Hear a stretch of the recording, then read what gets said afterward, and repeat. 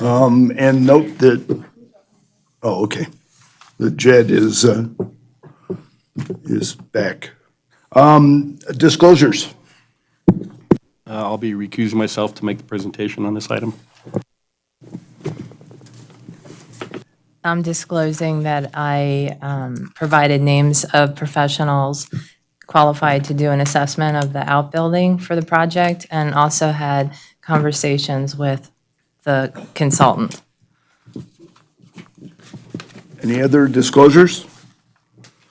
Hearing none, we'll move to item D1, HRC-19-019. Site visit, is that right? No, we're on D2, or E1. HRC-19-019 for possible action, discussion, and possible action regarding a request for demolition of a studio structure and construction of a garage, an office kitchen structure, and an aluminum lattice patio and walk cover, as well as review of porch features on property zone residential office located at 406 North Nevada Street, APN 003-226-03. Hope.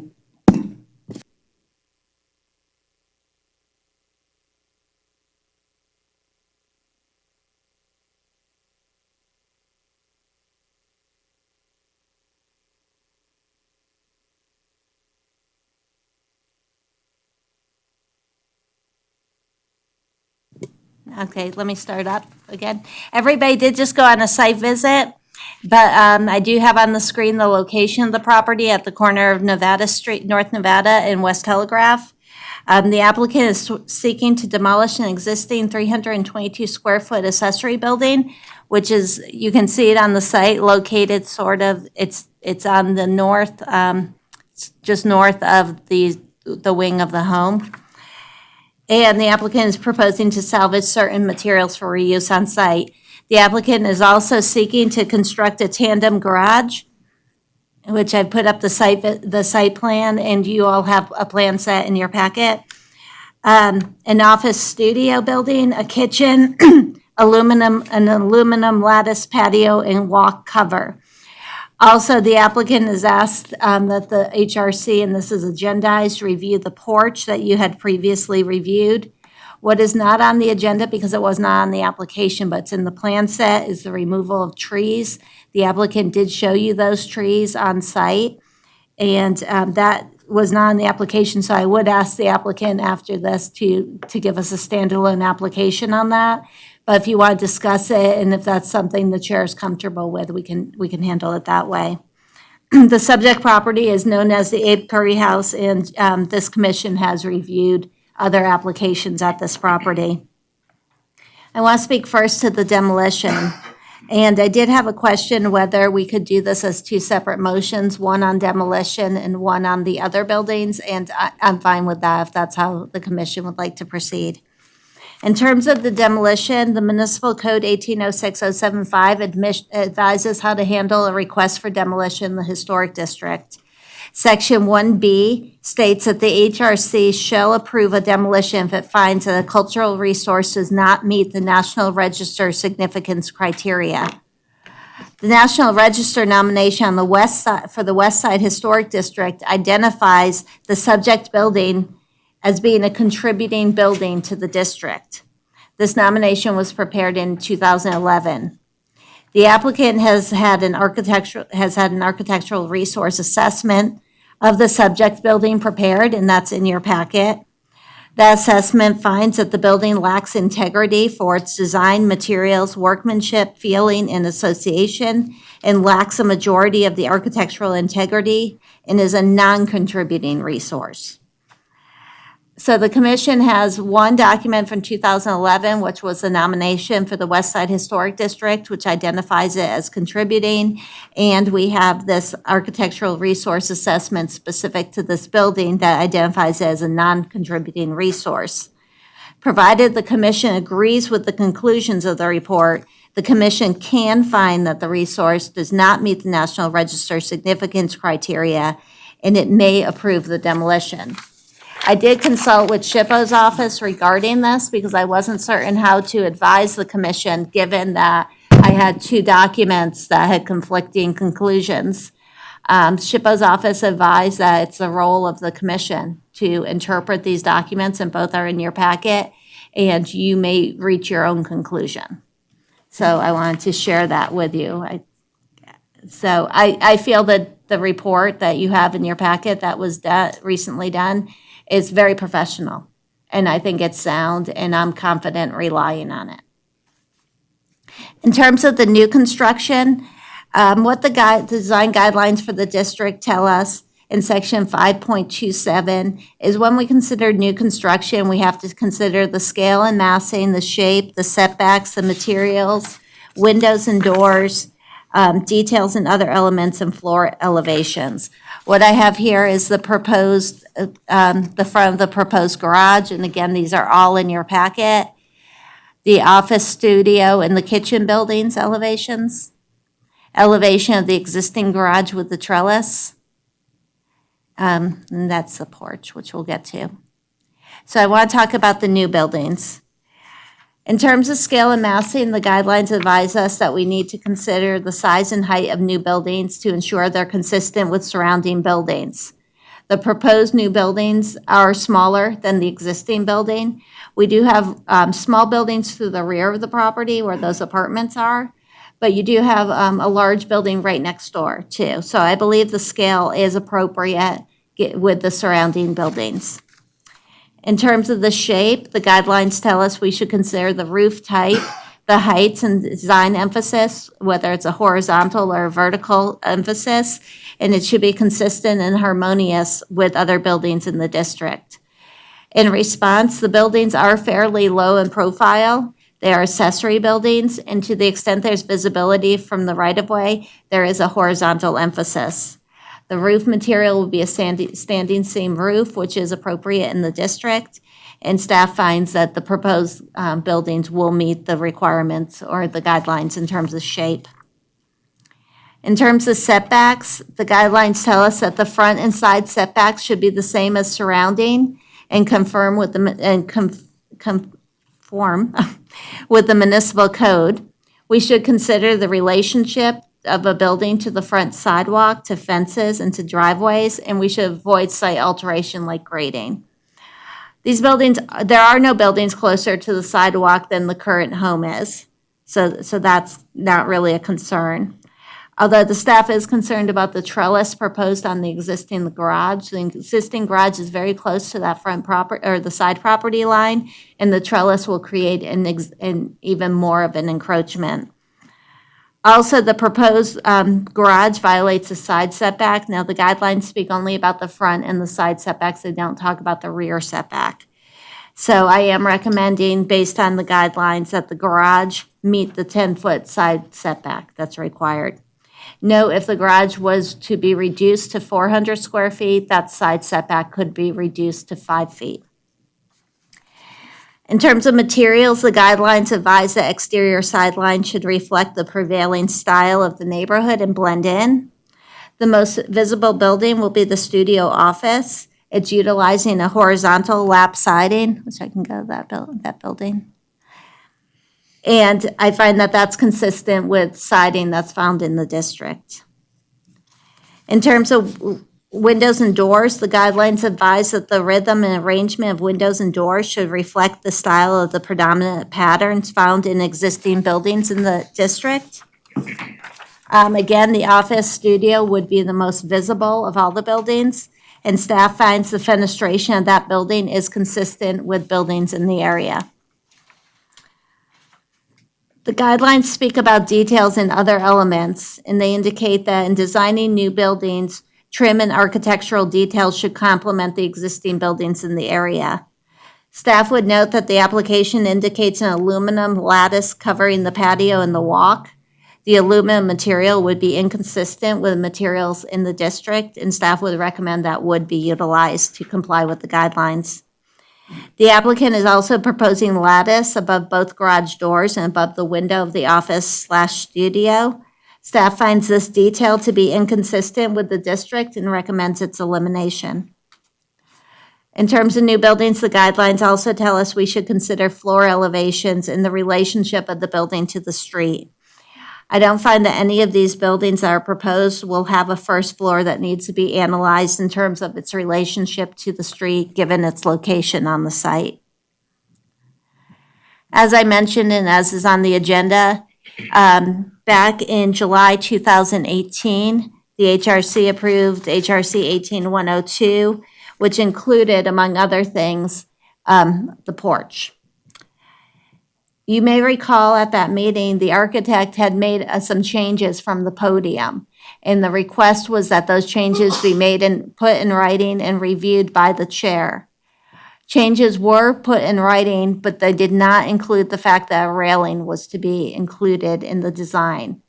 The chair signed off on the changes as represented in the letter, but the chair did not know, nor did I realize, since it wasn't in the letter, that the appearance, if you will, of the porch had been modified. That modification was in large part for compliance with the building code due to the height of the decking of this porch. So the building code has required a railing. The lower picture is what the HRC approved in July 2018. This is the proposed porch that you saw when you is in the packet. And when we were on site, the applicant advised of 3 different options on the columns for you to consider. And the applicant's choice was the one that was the farthest left, which I believe he called option number 1. Also in July 2018, you reviewed a photograph of the existing porch. And you can see in this photograph, there's not a railing along the porch. It was the columns, which was comparable to what you had approved back in July 2018. So I have recommended some modifications or some conditions of approval, but I am recommending approval. And I think with the conditions, the proposal will comply with the guidelines. And that's the end of my presentation. I'm happy to answer questions. Thank you, Hope. Question, right? Just one thing, on the one you had up with the railing, that it still isn't exactly what we saw today. I mean, we saw different examples, but it's much wider at the lower, 3 or 4 feet. It's a much wider post, and then it narrows, each one narrows. So it's not this linear, same width kind of post you see in this drawing, right? Right, I think we can let the project architect speak to that because this comes right from the plan set. I also want to mention you did receive some late material. It did not include a letter transmittal that itemized the items. So I anticipate the architect will walk through those items. I have identified the guidelines that I consider applicable for new construction. So I would suggest that we look at those guidelines as he walks through those modifications. Any other commission member questions, I hope? Rob, do you want to start, or?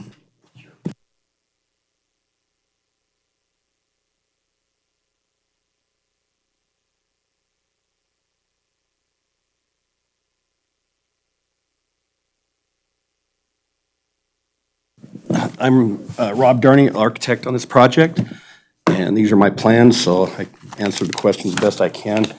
Mike, probably what I'd like to do is start with some of what I think is the simpler things and work back to the back. Let's start with the front porch if we could. That drawing there, let me double check something here. That drawing there, I'm not sure where that one came from. That might have been something we submitted immediately after, because the drawings that are in the packet are correct. If you look at the large scale drawings, the front elevation does show the enlarged columns with the column bases. I did not detail the head detail. We marked, that was, the mock-up was intended to look at several ways to finish that, the capitals at the top.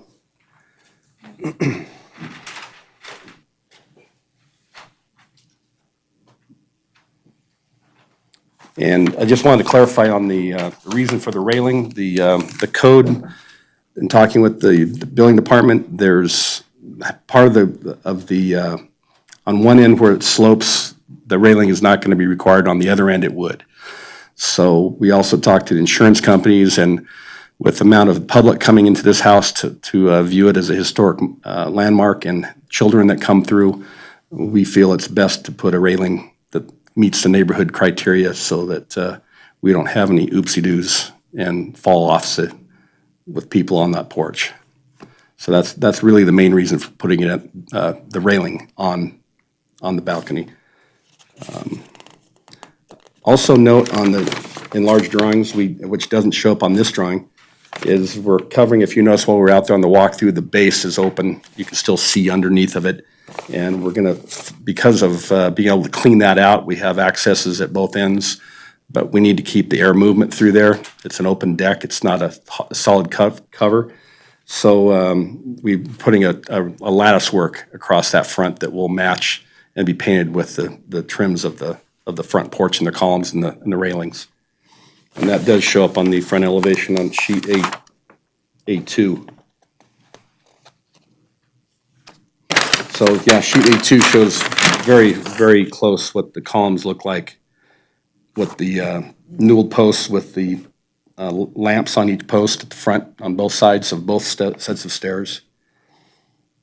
And the lattice work across the bottom and the railings, of course. So any questions on the front porch, railings? And I just have a quick question. Is this porch higher than the original porch? Was the original porch lower to the ground? Is that why? no, it's within an inch or two of the same, Is it? the concrete. Mhm. The previous one was poured concrete, by the way, that was torn out and across the top of it. And so we did not replace that. We're going to go with a wood decking. Rob, Yeah. wasn't the granite exposed on the face? Because there was a 7-inch step that, it was quite interesting when Andy and Bob got me to see me get up it the first time. It was Deck. concrete, yeah. Well, there's the granite or vermiculite that's within the building itself that was separate from the concrete that was poured to the face of it.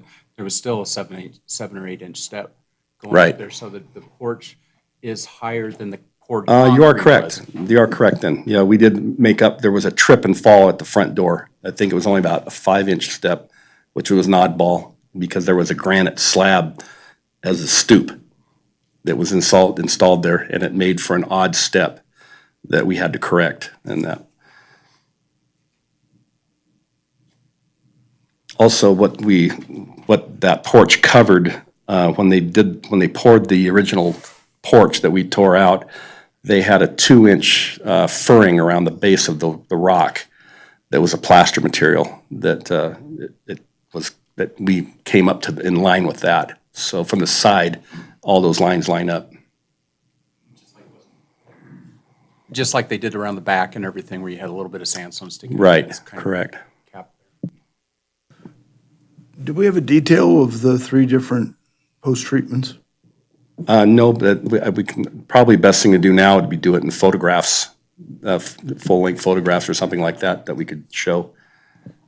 I could draw it, I suppose, but I think the photos tell better. No, that was why we mocked them up so that everybody could look, because we were trying not to go through a fireman drill, you know? Can you put up the historic photo while we talk through this? Mike, can you make a comment? I really like that drawing that was just up there, and I like the way this looks. And could you do it without the wraps on the bottom, because the railing's a little bit narrower going into the side of the posts?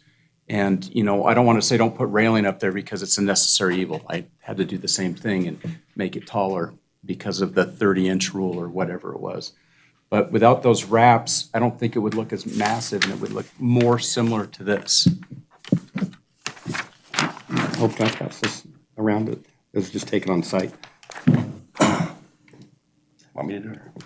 Hope, do you have internet access on your laptop? Yes. What would you like to see?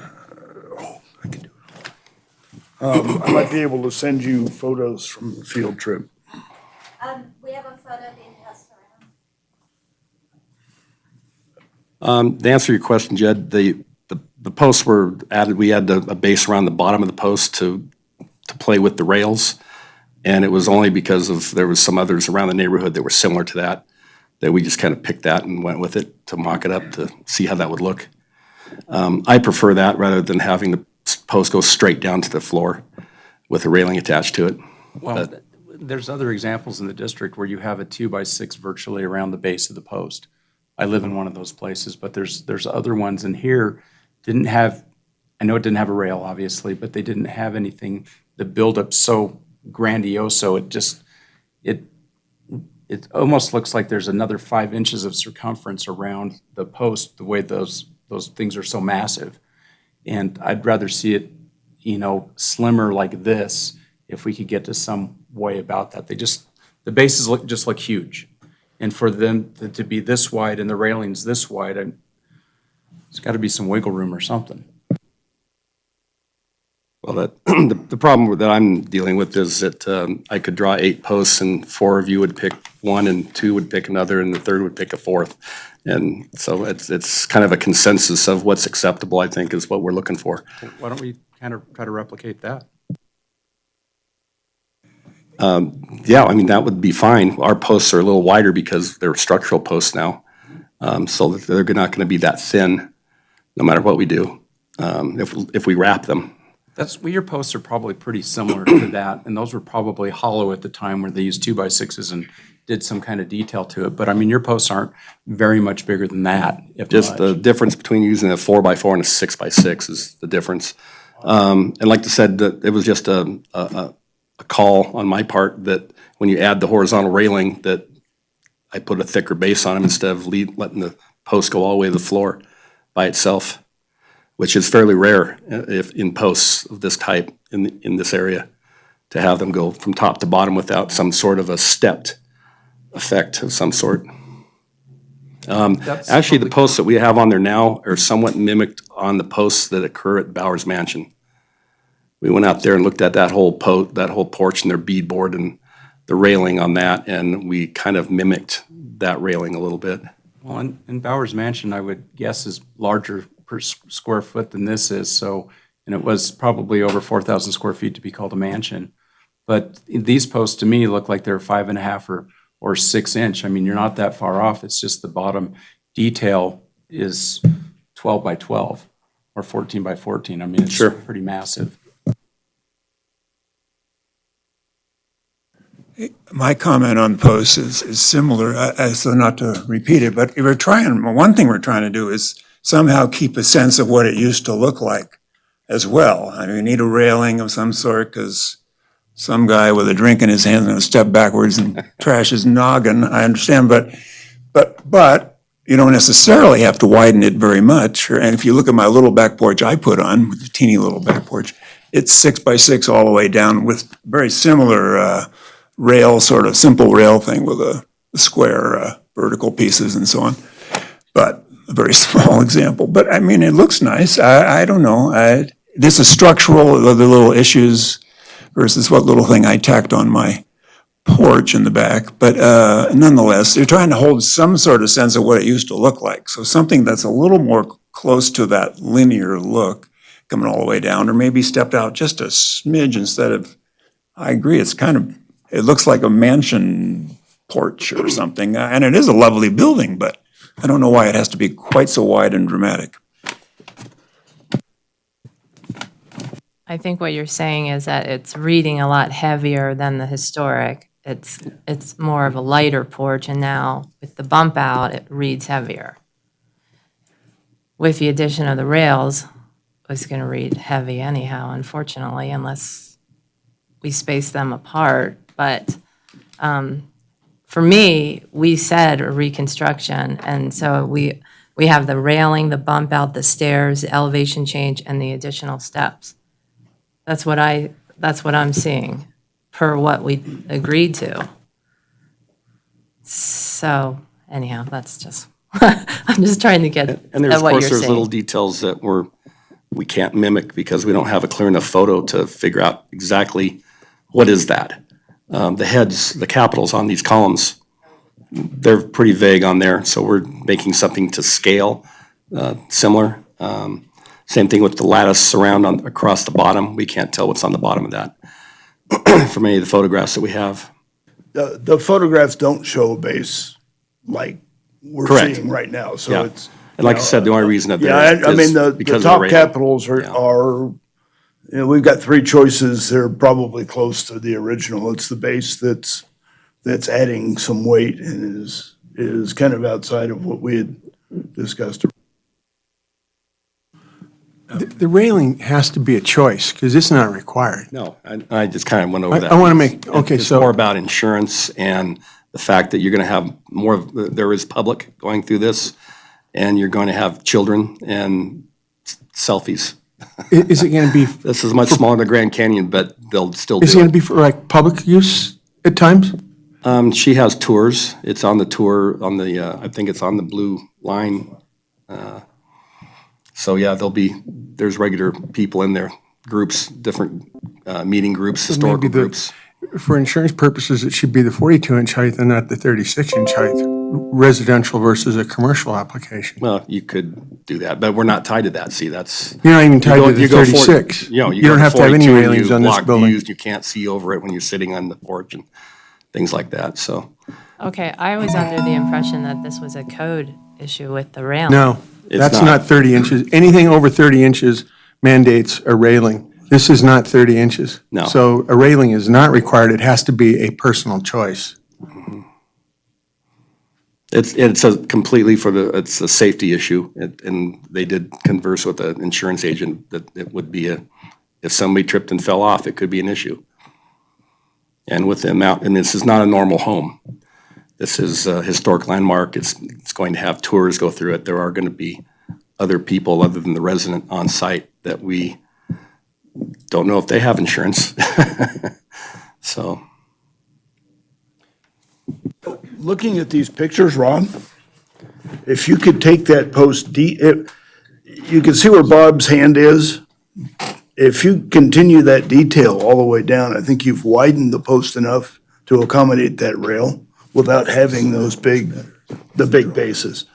So Yeah, I agree. I think Yeah, so I the think- columns themselves are fine, I think. Yeah, I think the I think we're columns just look talking about the fine base, like that. right. What I would do is you could almost just mimic that to the base and then put your rails in. And I think we have something that's a little less massive and works better.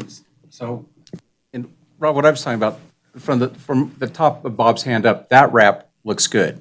And I know the post inside there's like a 6x6, but the wrap from Bob's hand up is great. And like Mike said, if we could continue that all the way down and then put your railings into that, I think it would be great. I'm sorry, this is Bob Fredlin, the general contractor. I'm not sure what you mean by put the railings in the back, because a lot of this was to accommodate the size and proportionate of the railings to look proper.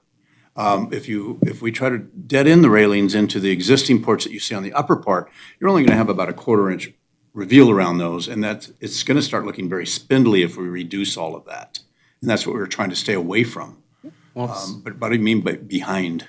well, Bob, well, no, the railing would go in between, but like when you sold me the Mills Mansion that Bob McFadden talked about, they're the same all the way down, and the rail is about a 1/2 inch, 1/4 inch less than the inside there. And that's how it was originally. And I don't know if anybody likes this idea, but like in the Posey Bender house, they put a gate up on the thing, and we asked them to do wrought iron that could be removed, painted black, and it's almost invisible. It looks really cool. That maybe you could do some kind of a steel rail in between the white posts that are black, so your eyes aren't taken to that, and you just see the building behind it. I mean, the beautiful sandstone and all that kind of stuff. I have a question about, what's the dimension, the finished dimension of the column above your hand? Outside. Top part or the bottom part? Above his hand. The top. My name's Chris Fredland. Top skinny part of the column is 8 7/8 wide. And what's the dimension of the top of the railing? Top of the railing Yeah, the is handrail. 8 1/4.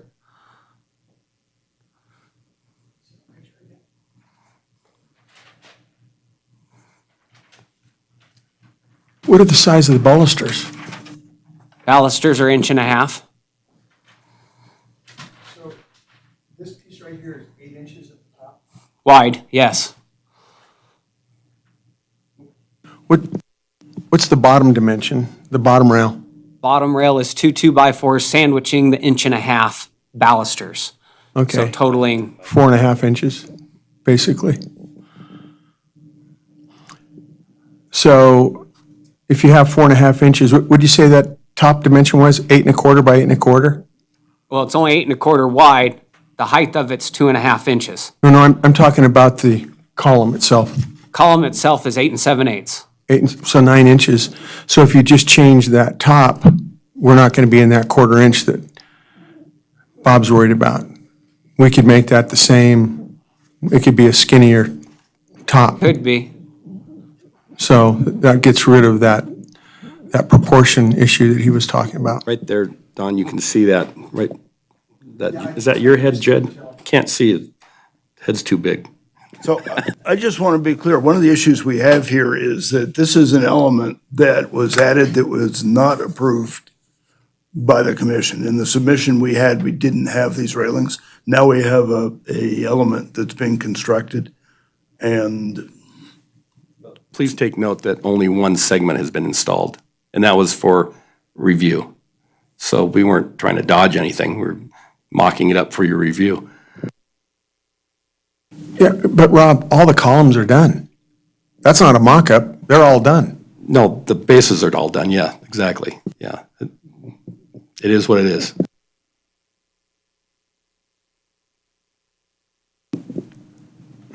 Yeah, I agree. We could replace that top rail with something a little thinner to make it fit into the column as it receives it.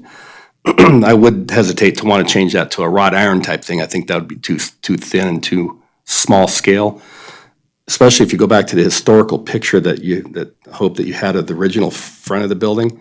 We have exactly the opposite here. The front of the old building had white picket fence in front with building behind. Here we have wrought iron railing fence with Rob, more of a white all I picket was saying, behind. yes, the wrought iron would be smaller and it'd be black where it became less of directing your eye. It would be more invisible. That was my only thought. If you want to do a white rail like that across and just make the whole column the same way, I mean, I think that solves it. She's got people wanting to come over and kids, you don't want her to fall off even if it is only 20 inches.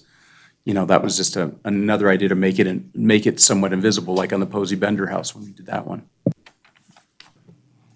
can we move to the capitals and see if we can find some consensus on that?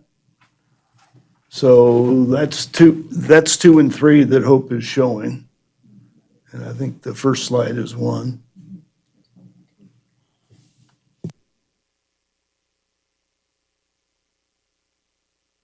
From my perspective, I think the one on the left is closer to the original photograph, just based on its scale. Yeah, I think I agree with that, Ron. So it does concern me, when you guys approved everything, is that you made it very specific if we were doing something different, to make sure it looked different from whatever. So this does look different. And that's what you asked us to do. We moved the chimney. That was, I think, where the focal point was, to make the chimney that was, the original one's gone, and to move the new one where it was dissimilar materials. So that looked like a different period. But I think we're trying to get this as close as those two early pictures that we have. I mean, I think that what you're talking about is different on this versus the chimneys. Yeah, and we talked about the roof too in the back and, certain other elements. So it was under our impression that you wanted anything that we did new to be different. And this was something new. That's why it was done like this. And it accommodates the post, accommodates the electricity she needs in the post, some things like that also. I think part of the problem is there are some elements that we would like to have new and not be identical. But you're also going to be talking about putting the cupola back on, and that's a design element. You're not putting that back on? Okay.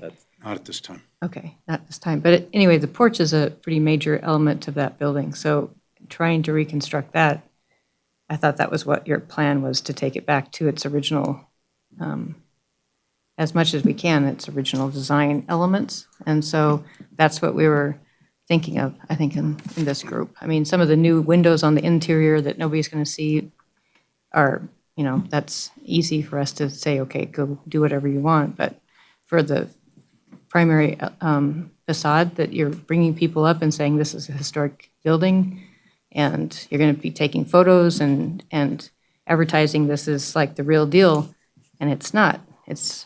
So we need to make some, I understand you have to put railings on and things like that, but we're trying to keep it as solidly authentic as we can. That's sort of the idea. I think I'm we were I'm a pretty little clear. confused by that, based on historic landmark reconstruction, that you're not, when something's gone, to come back and try to recopy it exactly, duplicate an original, that's not the same thing as trying to portray it being original, which we're not. I think it's more about trying to mimic the essence of the original is what we were after, not an exact duplication. I think we were pretty clear in our original motion that we wanted the porch configuration. Remember, we talked about the dropping it back and the posts to replicate what we saw in that historic photograph. Sure. I would caution you, don't use historic landmark. That's a congressional designation. Yeah, I and didn't mean to mention it that In way. the transcripts of this, if we start talking landmark, at some point, somebody's going to say, wait a minute, what are they doing to an historic landmark? And it's not, it's an historic property. At any rate, I think in terms of this rehabilitation, what we're looking for is something that works with the mass. Sure. Or the mass works with the building, and the base just looks heavy. I have no problems with that. And when you're looking at the photo, either one of those capitals, That's kind of why we marked them up, because when you squint and look at it, it can really kind of be whatever it needs to be. But it's either one of them based on the picture. Hey, that's the. I think the best we favorite can of get. ours right now is that one on the left that Bob's got his hand on there. It's simpler, and it's in the, if you look at that photo, it's pretty darn close to the same scale. I like that one best. Yeah, I think it has a little collar on the bottom of the capital part, and I think that's replicated in the photo. So it's not exactly, but it has the same sort of design elements. Sure. So I think that one works. Is it the consensus of the commission that first left capital is the one we like most? Yeah, right. Okay. And,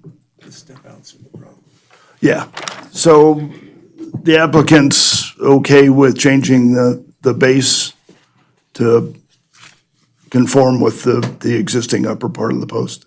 And scaling the railing so that it fits a little better? Yeah, I don't think that's a big issue. I think that the main consensus is that the columns are fine, the heads are fine, the railing and the post bases we can work with.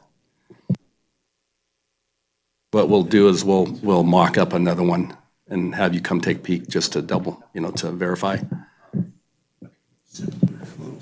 Okay, that was the easy one, Yeah. Rob. Mr. Chair, I just want to remind the commission what the guidelines say on porches, because I think it's important for you to be focused on the guidelines as you have this discussion. And the guidelines for historic buildings, which this is a historic building, says a porch as part of the original design of a historic building shall be maintained in its original configuration, design, style, and detailing if at all possible. If suitable, documentary evidence can be presented which demonstrates the original existence of a porch which no longer exists. The porch may be constructed to match the original as best as possible.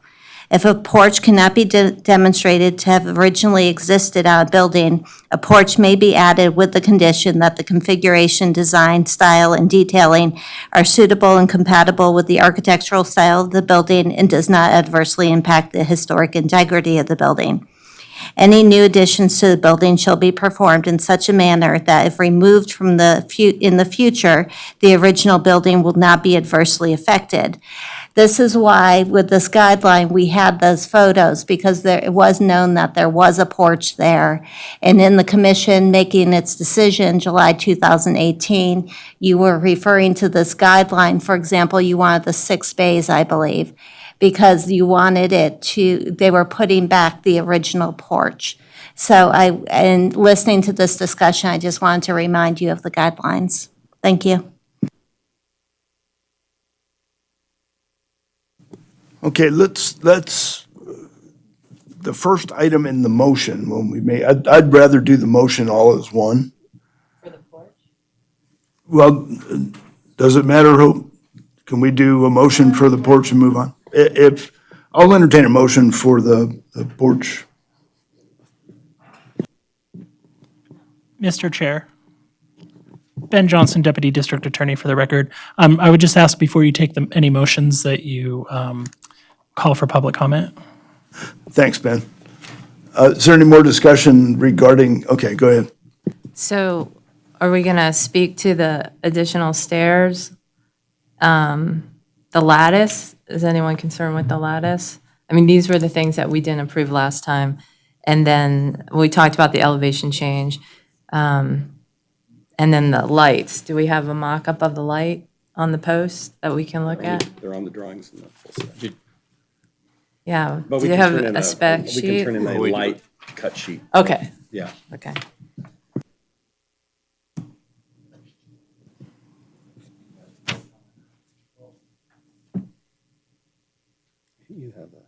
I think the lights are going to be on railings that go down that were never existent in the original building or the original porch. And as long as you want to do an admin approval, I wouldn't have a problem with the lights. It's just a safety concern. Can I make one comment, Mr. Chairman?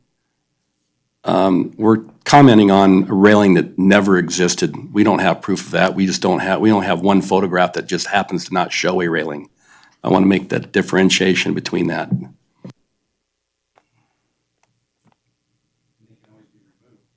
Correct.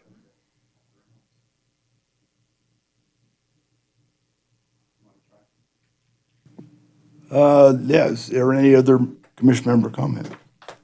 Any public comment on this portion of the agendized item? I would hope that.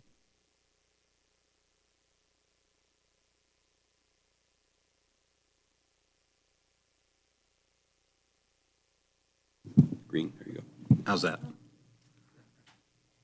Has to do with electricity in the post and being able to mount it there properly. Has to do with the safety of the public in reference to its bulk and its height and the way it's built. We're trying to get away from a spindly looking post and a spindly looking situation that it was done as it was done in the past. If you do go back to the original drawing that we're trying to mimic and I guess my question would be, is could we then just bring that down and stop where my hand was and continue that down with just a small wrap there so that we could pick that up and give a solid place to put in handrail and then pick up the design again, instead of the design going all the way down as it's shown originally. Does that make sense? It does, but I guess I have an issue with 8 7/8 posts being spindly.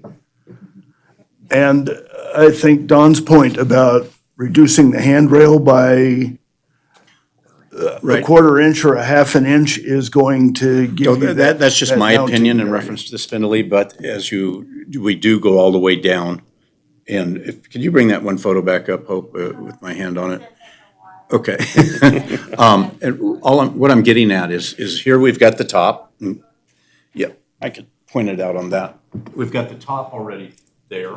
We come down and we'd stop with a small piece, and then we'd stay with the size that's there on the top, but then we wouldn't start the design that you have inside here until we came down to pick up that post area. So that or the handrail area. Bob, can you speak to the mic? No. I got one question. Are you talking about making a flat spot instead of a reveal? I'm talking about making a flat spot and a transition, where that is right now, where that angle is. Does that make sense to you? Bob, I think what you're trying to say, because the detail from the top to where your hand was. Yes. Down from the Capitol, that detail's great. Right. And you can continue that detail down and then have a flat spot where your railing goes into it, so it's seamless, and then you continue that same detail. Yeah, so I'll all the way actually have a down. blank spot. Yes. Okay, that I'm gonna bring the hand railing into, and then I'll pick up that detail again in another blank spot that we bring the hand railing into. As I do pick up that blank spot, where we're existing right now with the 45-degree portion of that on the base, is that I'd like to be able to put a transition piece right there to be able to use the materials and everything else that she's already had in there. Would that be acceptable if we do this? So we're getting the same consistency of the post all the way down. Bob, so the post would have the same width all the way to the ground.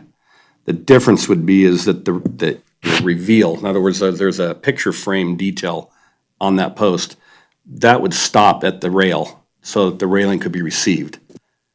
I would stop it on where the rail is received, leave You the could- front and the back. You could do the front and the Full. back all the way to the Yeah, floor. do the front and the back full, stop it where the rail's received on the inside. And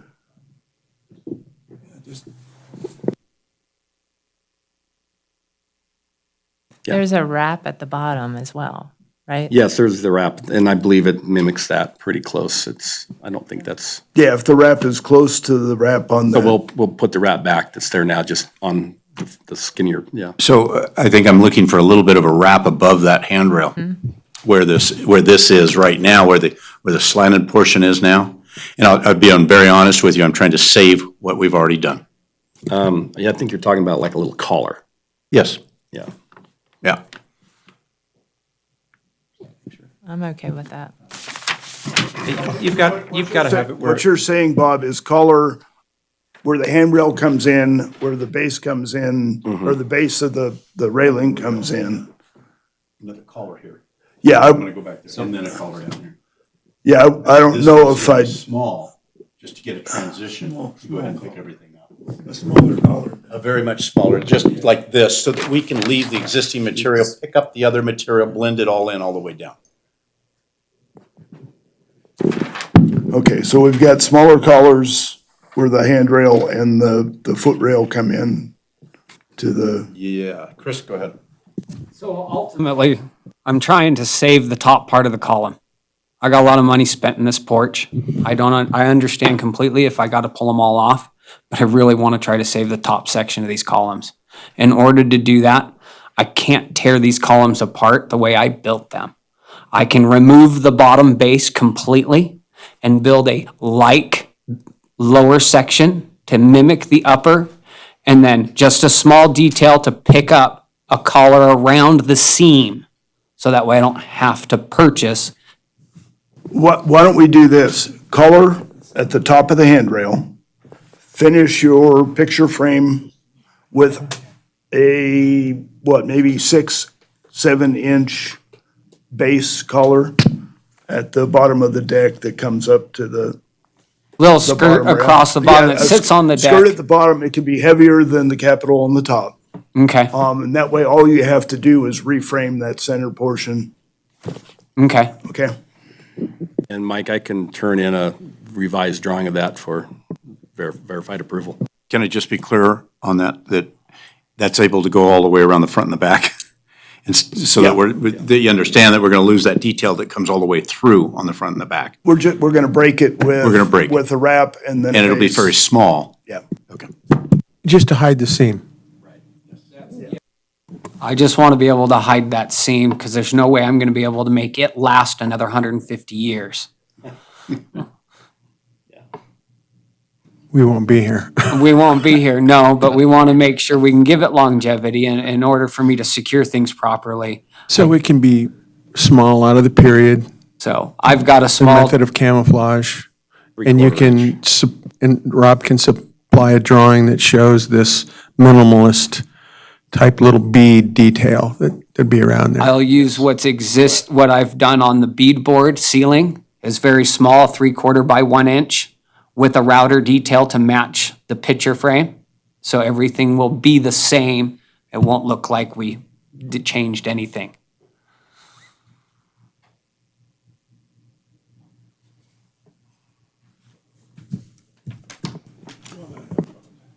Okay. Well, is there any other public comment? Go ahead. I move to approve HRC 19-019, located at 406 North Nevada Street, APN 003-226-03, concerning the front porch, where the capitals will be used that were on the left-hand picture of the screen that Bob Fredlin was in. And then continue down with the slender post, and where the top of the rail is, there'll be a block put around that to hide the cut, and also give it an attachment point for the front rail to go into. And the front rail will be consisted like it was in the photograph and today at a 45-degree angle with a top on it, and also pick its 1.5 inch square, every 1.5 inch going along with the bottom plate. And the bottom plate of the posts will also mimic the ones that are 36 inches high where the railing attaches. And then as we come down with the steps on the front and also to the south side of the building, those will be constructed in the same manner with the same detail, and lights will be able to be put on top of them because they can always be removed. It's not a contributing element to that, and that can be approved later on by the chair. I have a motion. Do I have a second? I'll second. Any questions? All in favor? Aye. Aye. Opposed?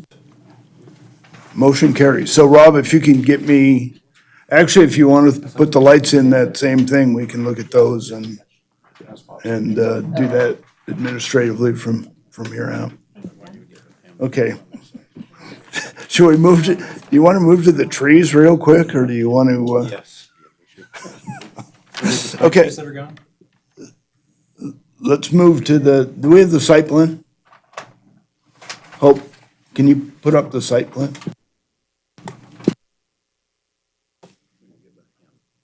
And for the record, Bob or Rob, Yeah. you want to just point out where the trees are that we're removing? We'll need that added to the site plan too, Rob. That's an old one there, Hope. We need that one. This, so if you'll look at the plan that you received, That's not the same thing as in this packet. That's not. Oh, okay. and on that plan, the A1 sheet, it asks to remove 3 trees, and that's due to their health. Oops, am I going the wrong way? Green, big little collar right there. So removing those 3 trees in the yard and replacing them with trees. Probably maples, something like that, to give some more color. We're having some problems with bees in the lindens. Obviously, the other 2 look like they're elms, which is a weed tree, and they just don't look right, and they're not right. So as an administrative, I thought we were doing that as administratively, but if you're all here, if you would approve the replacing of those 3 trees.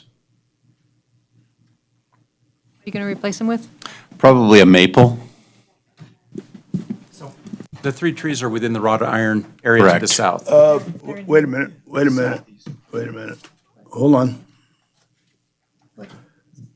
Should we do it Since this item was administratively? not agendized because it was not on the application, I think you can ask for comments from the other commissioners, and then we get an application and we handle it administratively. Thank you. Okay. Are there any commissioner comments regarding the trees? I think, well, Bob, when you sold me my place, you said those elms were beautiful. But anyway, if they grow Wasn't fast, me. they grow fast and strong, but I don't have a problem taking those trees out and putting maples or, something that's going to be lasting in 100 years or 50 years. Is the commission okay with an administrative approval on this with? Yeah, I just a hate new to see the submission? linden go. I get the deal with the elm trees, but I don't agree with getting rid of the linden tree. It's a very hardy tree in our area. It withstands great heat, great cold. to me, it's a great tree. They're throughout Boston. We've got some great examples of linden trees here in Right. Carson City. And I know that you're going to tell me about the flower and the aroma that it creates in the spring, and it brings the bees. Yes, so. More importantly is its location and the condition of the tree next to the fence and the damage it's going to do. It's just not right. What kind of And- damage are you perceiving it to do? Probably more in the root damage it's going to get over towards that fence and that sidewalk. It's awfully close. The linden tree grows almost straight down. It doesn't have a lot of surface roots. It's known for that character. The form of the tree is not consistent with anything else. It's growing pretty crazy. Linden trees are also known for their ability to be shaped through pruning. Yeah, if this was shaped in the first place, I think that could be accommodated, but I don't think it would be able to be shaped at this point. I'm okay with the administrative, but I'm sick that we're going to take the linden tree down. Thank you. There isn't any other trees providing shade here, correct? No.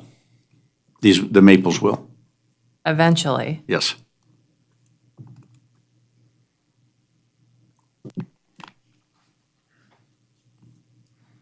Well, I'm okay with the administrative twist, you make a decision, but I agree. I think the elms, well, they're a dime a dozen at my house and all over the place, so they can go, but I sort of concur on the linden. And it does grow mostly straight down, what little I've read about them. So it shouldn't cause trouble in that sense. And, an arborist or someone to help you think about what to do and shaping and so on and so forth.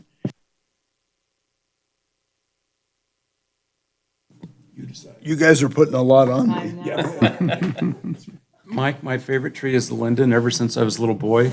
Actually, I do have a linden that came from Governor's Field, planted by my office, and we did curbing around it about 10 years ago, and nothing's affected it, so.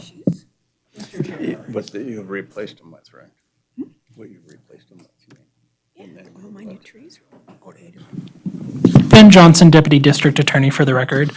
Since the trees were not part of this application and since there is some disagreement among the board, I think it might be easier to wait until it's part of an actual separate application, and then you can take a vote on it then. I think it's just cleaner to do it that way. Bob, if you can get an arborist out there to substantiate some of your issues, that might really help if we hear this again. Okay, I'll talk to them, and just to keep in mind is that the others are lindens that were put in the strip on the street. So that's consistent with it, as new ones. So I'll have to look at that too. Okay, so if the linden is to remain, if you decide to keep the existing linden, we can certainly take this up administratively. Okay. If you'd rather have a full commission discussion, then I would say get an arborist and bring it to us and we'll decide from there. Okay, let's continue with, go ahead. Did you have Did you say that the trees that you just planted on the strip along the street are lindens? Yes.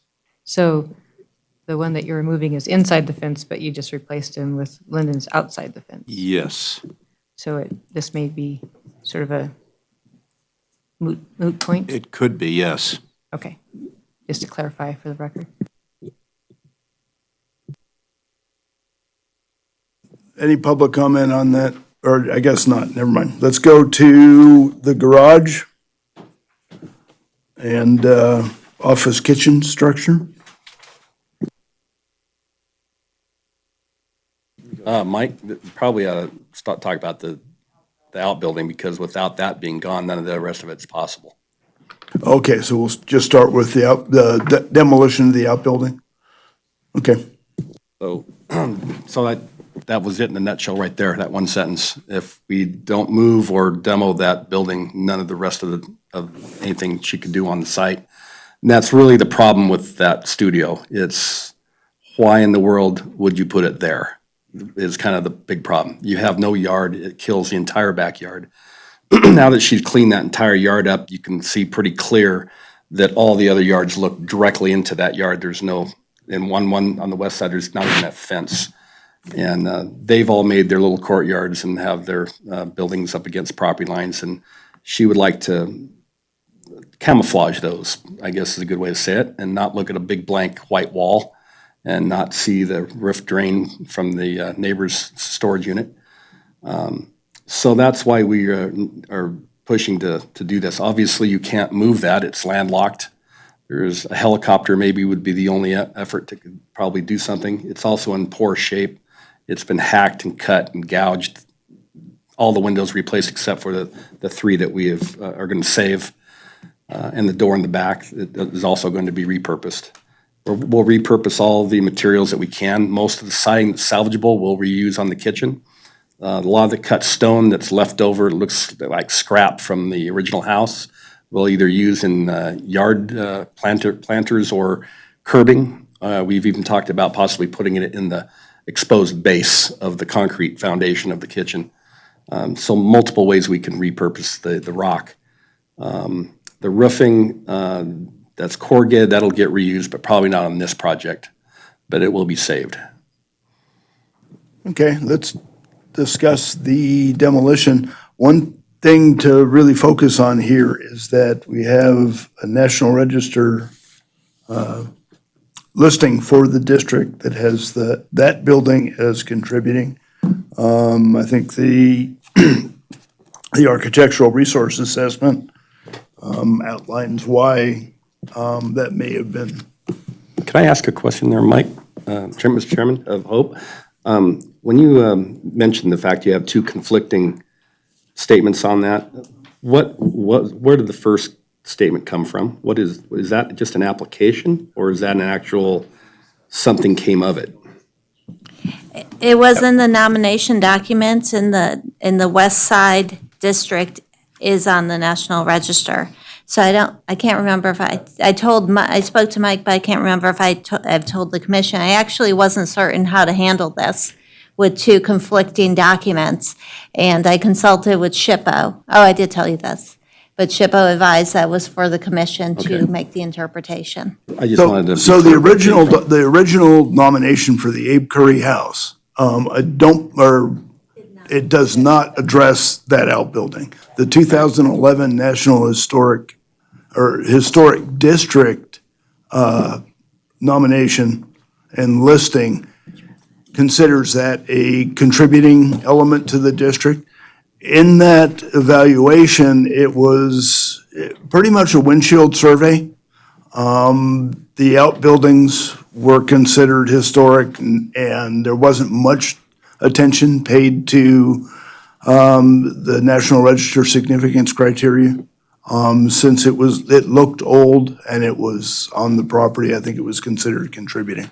I think with Corey's findings for integrity, we have a basis for determining that it is in fact non-contributing to the district and to the property as well, so. Chair, my name is Corey Jimenez. I'm the architectural historian that evaluated the outbuilding. I tried to be as thorough as possible in my architectural assessment. If you want me to address more questions, I can. I think your cover photograph says it all. But I'll open it up to commission member questions. A couple things. Using the Sanborn maps can be dicey. My house has an original constructed bay window in 1875, and it's corroborated by an 1882 article of a fire, and it doesn't show up till in 1907. Reading through the whole packet, the duplexes to the west, which are owned by Vivian Summers, she was in front of us, said that was built in 1940. The photograph that I supplied Michelle that you got, that if that was truly built in 1940, then that picture is before 1940. So therefore, it's kind of subject why nothing would show up on the 1941 Sanborn map. So that makes it a little bit harder. And I tried to do with a circa, Right, 1943, so that, because I don't have I don't have anything in the middle that kind of like, so I'm trying to like close Without a that doubt. gap. And in the 1987 single designation for the Abe Curry House, the criteria was that from 1870, was it 1875 to 1919 or 1941 or 45? It went from, I don't have the report or my document in front of me, so I'm gonna ballpark it. The building was built in 1871, and I think it went to 1915. 1919. 19, thank you. 1919. Yeah. So when they did the West Side Historic District, even though it's through the windshield, that criteria was something newer than 1915 Correct. to a certain degree. After having two of these money pits and looking at what people call a rubble foundation, wherever there was a porch, there were small pieces of sandstone. They weren't square cut or anything, and they used a lot of mortar. They used a ton of mortar on that stuff. And where everything was exposed, of course, the face of it and the two edges were square, and they can vary from 6 inches to 18 inches. And interesting, looking at this building, obviously that picture I showed was a longer building. I don't know if it was part of it or not, but when you look down at the foundation of this, you do see mortar and a lot of neglect. But every corner, both face pieces in the corner are cut exactly square like they did it for that building. And now doing research, the quarry closed before 1915, but they had annexes to the Capitol. They built the courthouse in 1936. And for the most part, they were using concrete after the turn of the century. Ducerella, on corner of Musser and Curry, was 1905, and they used concrete there. It was a lot more easy to use that, but I don't know if that was part of a previous building or not.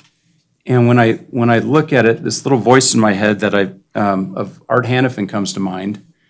And I remember sitting in an HRC meeting 20 years ago saying, well, what designates historic? And it says, well, anything over 50 years old. And this thing's been there for a minimum of 79 years. I think that says a lot for it.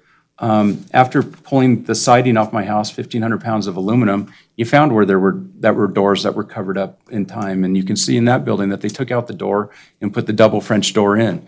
And it looks like it's been through a lot of neglect, but I've also been, it's also my understanding that they stopped making square nails in 1890, but they didn't run out of supplies till 1910, 1920.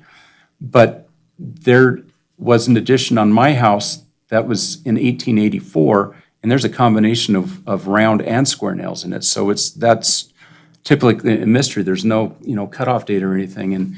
And I've been down that road.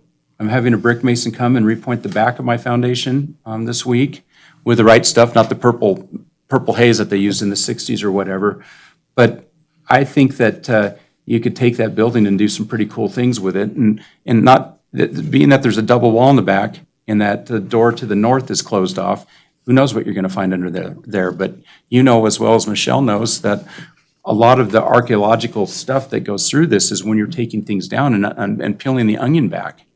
And maybe there's some clues there, but I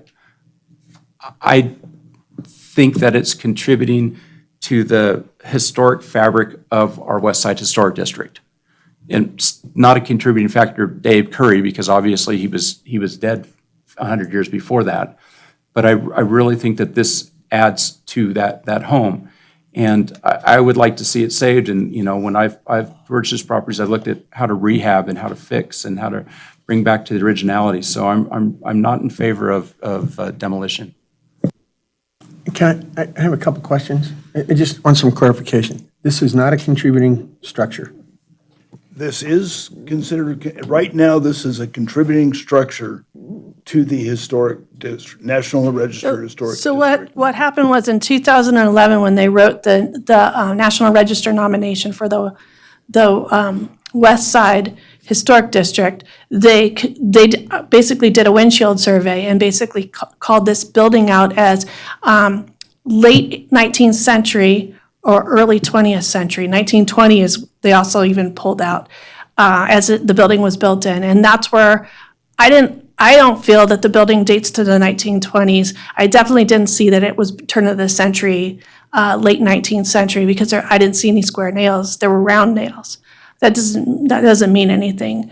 But just by reviewing the fabric, and I agree with your comments in regards to Commissioner Block, in regards to potentially not demolishing it. I did see that there was no integrity. So as you know, for a National Register listing, or even to be considered contributing to this historic district, it has to not only meet the criteria of the National Register, but it also has to have architectural integrity.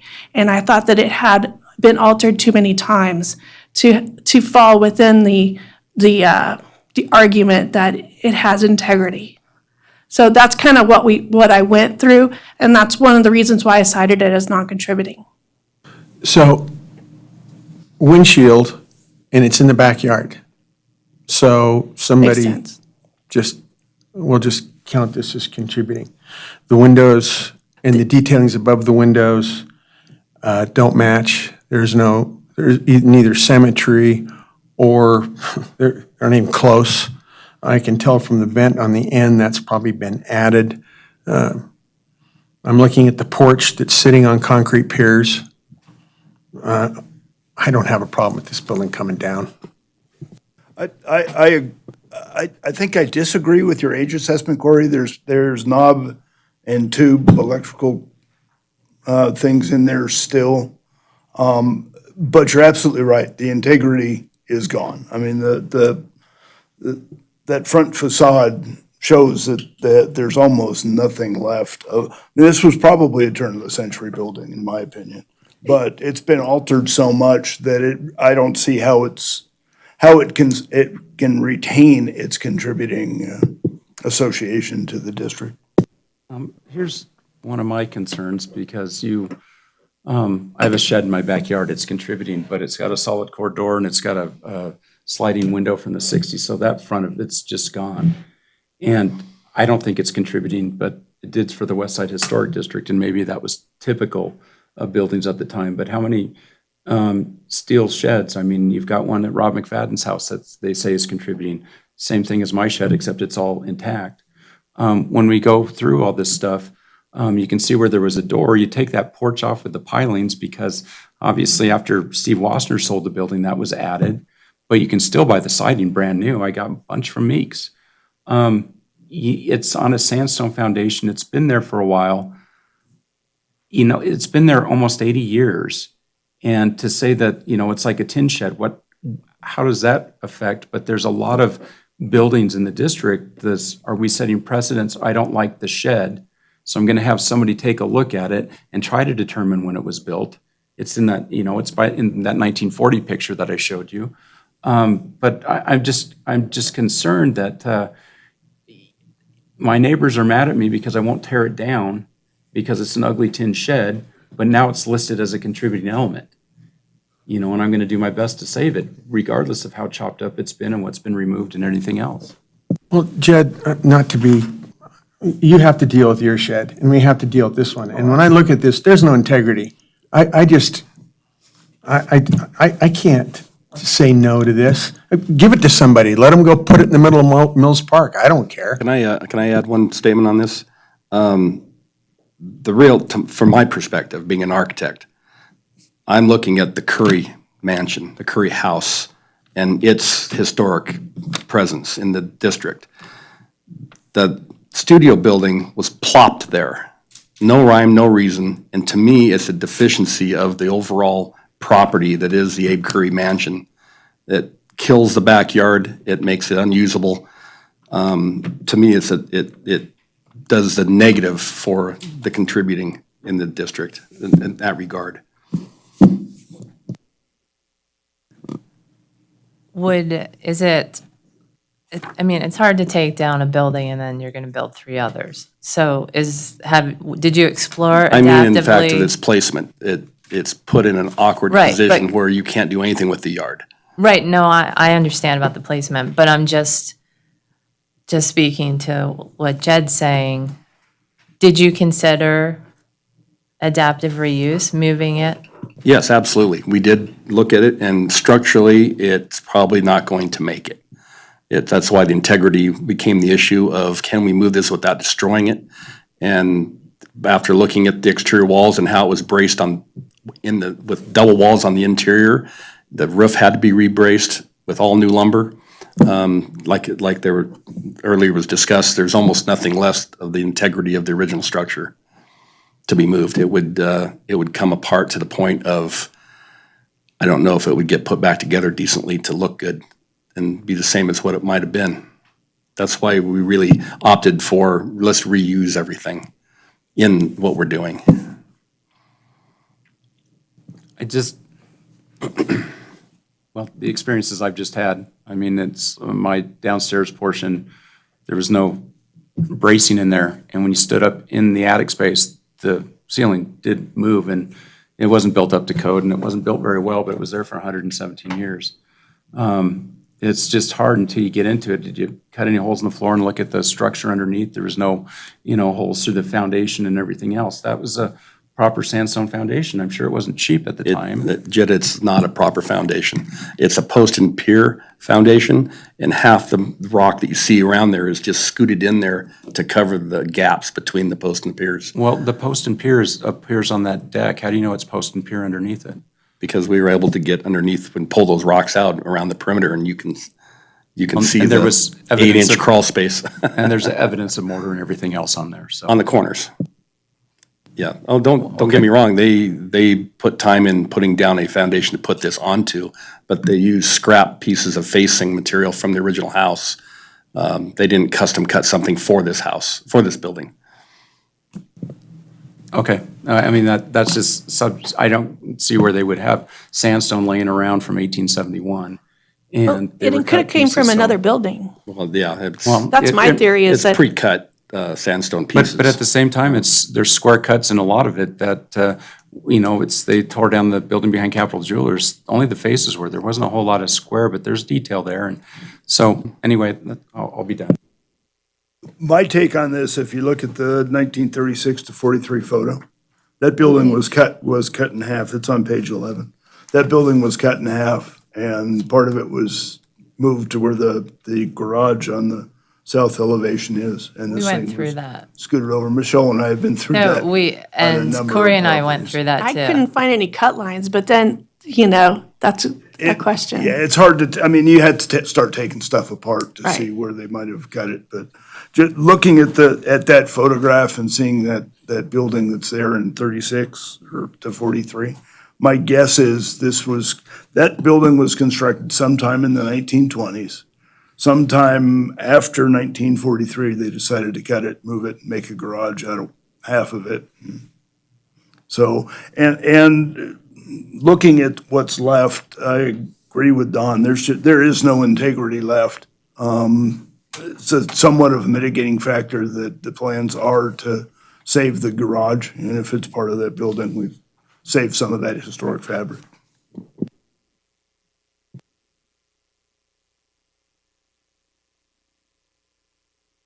I agree with that assessment, so I think it was probably built more closer to the mid-1920s, late 20s, because of the skirting along the bottom and the drip cap. But that's the only thing that would be sort of original to that point, and it's been altered significantly and critically, so I think those.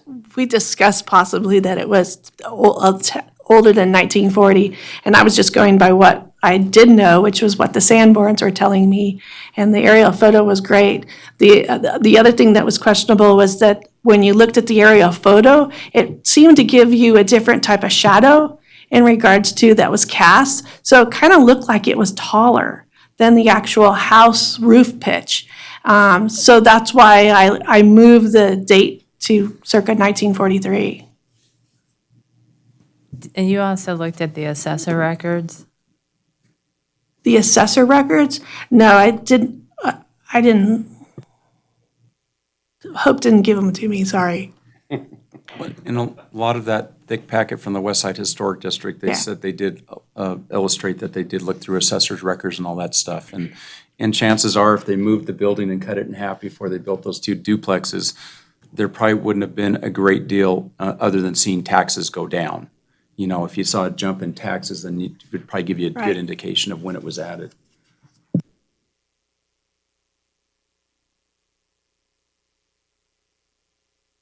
Any other commission member questions, comments? Any public comment on the demolition of the garage? For, The outbuilding, not the or garage. I'm sorry, the outbuilding. For the record, if we do approve the demolition, that doesn't mean you can demolish it. We still need to approve. It's going to be the taken replacement apart. plans. It's not going to be demolished. It's the same thing. We don't want the building removed until we approve plans, or until we have the approval for the setback and everything else, and we have approved plans. Correct. So it all has to happen at the same time. Mr. Chair, I think we need some clarification on that, and I suspect that's why Bob Fredlin's just approached the mic. I know their intent is the critical path is the garage, the kitchen and office/studio are things that are contemplated but not immediate. So the question would be, could the demolition occur to accommodate the garage construction only? It could, but the whole, God, 25 years ago, we had this issue with people demolishing things and never coming back with a new structure. And I think we changed the code to make sure that if we approve demolition, we have to have something to replace it. The garage is fine. If we can approve demolition, we can approve the garage structure. But you can't if we approve those two items, you can't demolish it, then take it to the planning commission and have them reject your setback. So everything, it has to be the complete package before you can do the demolition. Does that make sense, Bob? Now, is that for the purpose of reusing the materials or repurposing any of the materials? No, it's to keep you from taking down a historic building with no intention of ever putting back anything in its place. So what we're asking you to do is have a building permit in hand for the garage. There may even be some requirement for bonding to ensure that structure gets built. It just prevents you from taking down a historic building for the sake of taking it down. Okay.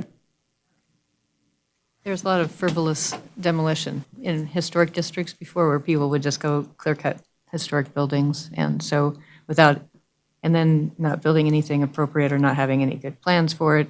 And so there was a lot of either blank lots in some cities or lots that were rebuilt with something that was totally inappropriate and totally didn't match the historic district.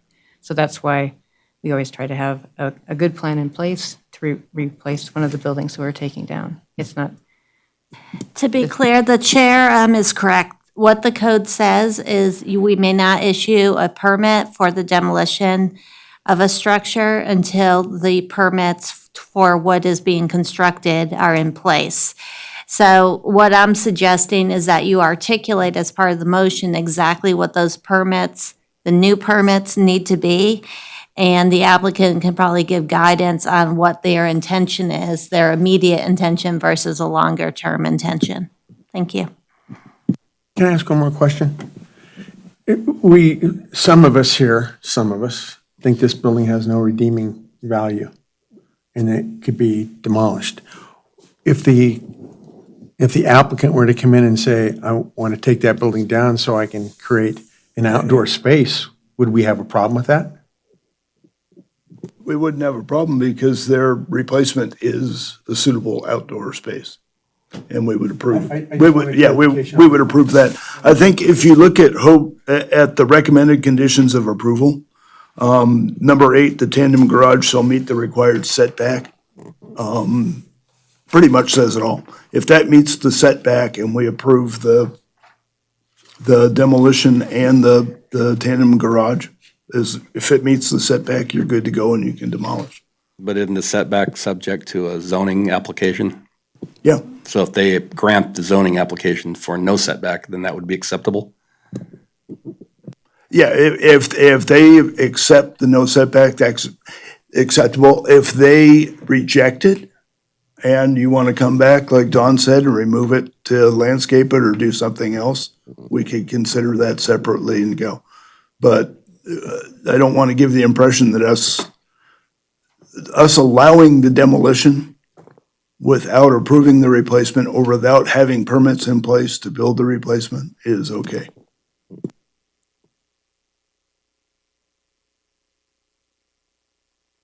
I believe it's like a precedent thing, you know? Maybe this one could go, but what do we do with, you know, Jed when he wants to take his down? And we want to lean on him just as hard as we're leaning on you.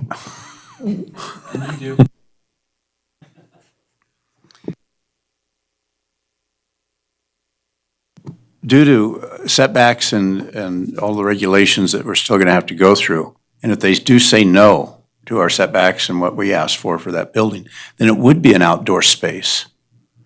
And But we don't have that outdoor space in front of us. You're not asking us. You're not asking us to approve demolition and re-landscaping that area. What you're asking us is to approve demolition and reconstruction of a tandem garage. So we could approve that, but if you don't get the setback, you can't build your garage, and it works backwards, you can't do the I demolition. understand. Let me ask you a clarification, Mr. Chairman. In the approval motion, can we word it so that it's not contingent on a specific project such as the garage? That we have to have a permit in place for either open space, landscaping, or a structure? I don't think we can the way it's agendized. Yeah, it's based on the application. Okay, I understand. I just wanted to ask the clarification. Bob, Ben, you want to,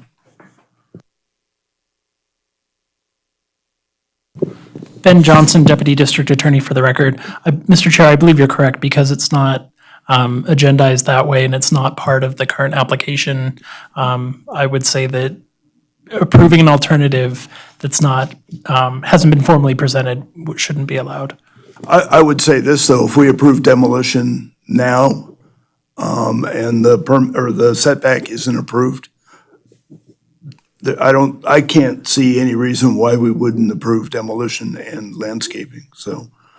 I mean, I can't make any guarantees, but it certainly, it would be No, logical to me to do I it that way. I understand that. Do I understand it right that everything that is listed here has to be approved with conditions? And so if I look at demolition of the studio residence as item number 1 detached, that you can't do that without the other items being approved also? Because that's just one line item that we're looking for the approval on. And that's not allowed?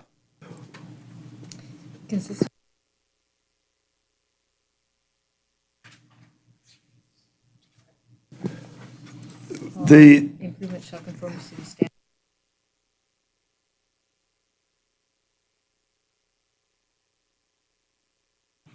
I think, go ahead, Hope. I was going to say, the way it's described on the agenda are, it's separate actions. What the agenda says is discussion and possible action regarding a request for the demolition of a studio structure, comma, and construction of a garage, an office / kitchen structure, and an aluminum lattice patio walkover. So it lists the items that the applicant listed on his application. It doesn't describe that one causes another one to happen. Having said that, the code tells us that we can only demolish a structure if we find it won't meet the National Register criteria, so we know that. Okay, so you can take that action. If you find it doesn't qualify for the National Register criteria, you can do that. Then the code tells us that you can't actually execute on that demolition until you obtain the permits for what you're going to build. What's contemplated is that you're actually going to build something. In this case, the application says they are building these things. They're going to build the garage, the office studio, the kitchen. And so but then I guess the question is, does this have to go away to accommodate that construction? My understanding is yes, but the timing of this construction isn't necessarily immediate, and part of the entire project is to basically create open space for a yard. So it gets a little awkward. That's why I think it's important. I think your first step is, does this meet National Register criteria? You guys I think you all sort of know where you are on that. Then the second question is, in terms of permitting, what needs to get permitted for you to be prepared to allow this demolition to occur. And maybe it is landscaping. Maybe they have to come in with a landscape plan that shows how they're improving this area and be prepared to execute on that. I don't know, I'm just suggesting. I thought the garage was a critical path item, so I was suggesting the garage. And I'm kind of seeing the same thing, Bob. I mean, let's hypothetically say we don't approve demolition and approve the garage, then what happens? I mean, if we take it step by, if we assume, and looking at the site plan, the garage goes where that building is. So. I agree, it's I a agree. And connected the intent action. is to go forward with the tandem garage depending, of course, what the planning and zoning tell us.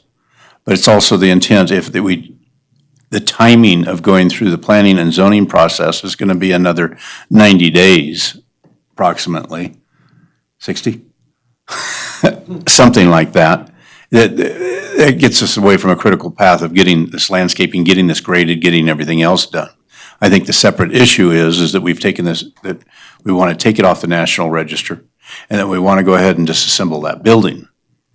Then we would come back with, when the planning division approves or disapproves what we can do, then we would actually come back with that or a landscape plan. And I think that you could look at it, approving it that way.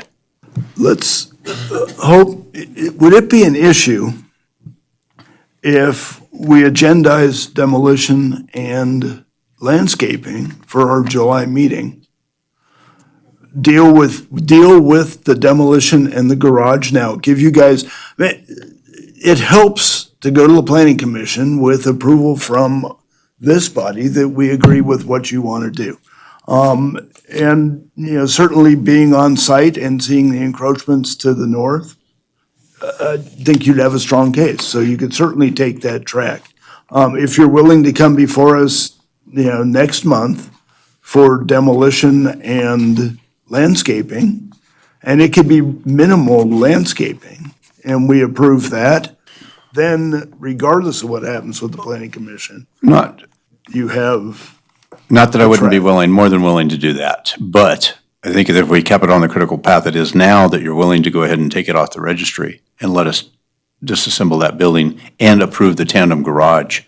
And then if we don't get the tandem garage approved, we come back for the open landscaping. Yeah, that's fine, but it sounds to me like you want to, if we approve the demolition, you want to do that tomorrow. You've already told me I can't. Well, And I understand that Yeah, I now, mean, and that's where we're going, so. yeah, and that's the path we, if we're following the, It's been very tough for us to get to this point. Yeah. Hope and I have talked about it a if- lot. If we're following code, Right. then we approve demolition, we approve the tandem garage. You go to the planning commission, when you get your permits in hand, you can have at it. If you're willing to follow that path, that's great. If you want to try to push things along so you could demolish the structure within, 30 or 60 days rather than 90, we could certainly try the other tack and see if that works. And I don't know how the commission feels about it, but we might be able to do the landscape administratively, and push that along. I mean, if we can agree on demolition, and the commission says if you want to come back and do a landscape plan, we can do that. That way you have the latitude to go either way when the. That would be comes to perfect. planning. I'm all in favor. I was going to mention the administrative for minimal landscaping, that you could come back and do something so you can get it done quicker and then proceed with planning. Okay. Yeah, I think administrative approval of the landscaping, I mean, minimal, if it's some really dramatic stuff, maybe we should go over it, but I think it's, just taking this building down to create a space, a usable space, is very much what I went through. Ironically, I took down an old tandem garage, which was set way back off the street, and then a tandem, and destroyed the entire backyard. It went to the next yard practically. So yes, went through all this process. They let me reuse the siding and created two-car garage instead of this tandem effect, et cetera. But, and I mean, it just ate the entire yard, and that's what's happening with this little building. It's sitting right plop down in the middle of what you could use for other stuff, whether or not you have a tandem garage. I mean, so for sure, it should be able to be done administratively within reason. Okay. So Rob, you got to draw something up by Monday for the HRC deadline for July. But what we're saying is that it's non-contributing. If the board sees that, you guys all vote against me. You see that it's non-contributory, and they come back with a landscape plan that you do administratively, and then they go to the planning commission, and the planning commission says, no, you can't do that. Then we have some landscape and no building, right? I approve that.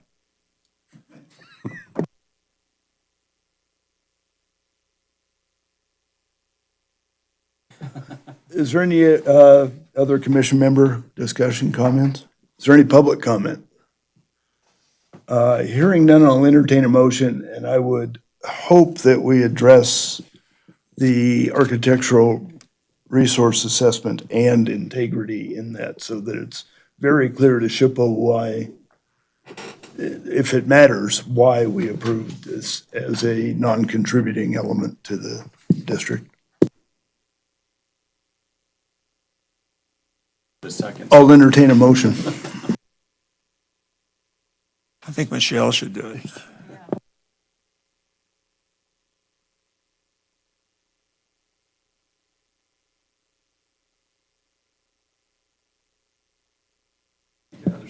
Mr. Chair, if you'd like some wording for a motion that reflects what you were indicating, you could consider a motion to find that the subject property, the subject resource does not meet the National Register significance criteria. And in making this finding, the commission is relying on the architectural resource assessment of the Curry House outbuilding circa 1943, located at 406 North Nevada Street, prepared by Corey Jimenez, June 2019. Okay. And I would And- just add that the integrity Yeah, is if you- lacking. If you want to use the page citation, you can throw that in Yeah. as well. Okay. Yes. As reviewed. And it can say, and the conclusions of the report, which indicate that the building lacks architectural integrity.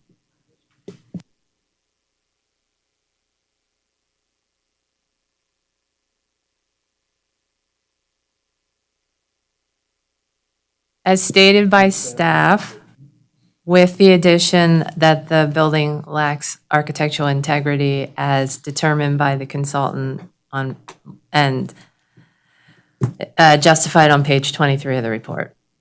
We need a motion for approval of demolition or, Right. Motion for approval of demolition. Based on what Hope said, and then my addition. wow. Do we want to add the part about, I'm sorry.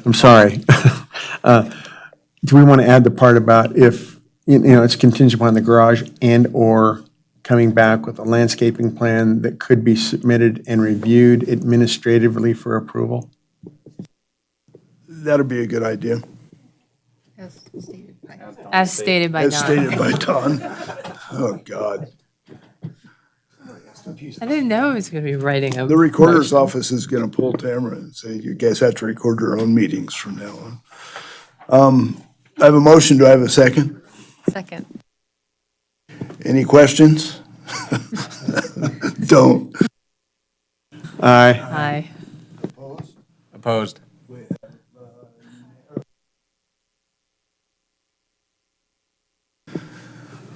Okay, so we have demolition. Now let's move on to the garage. Or the tandem garage. Do we want to do garage, kitchen?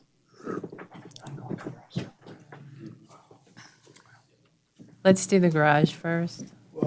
Yeah, Mike, the owner's intention would be to phase the construction of these separate little buildings Yeah, so that we're not doing them all at the same time. They'd be under separate permit. yeah.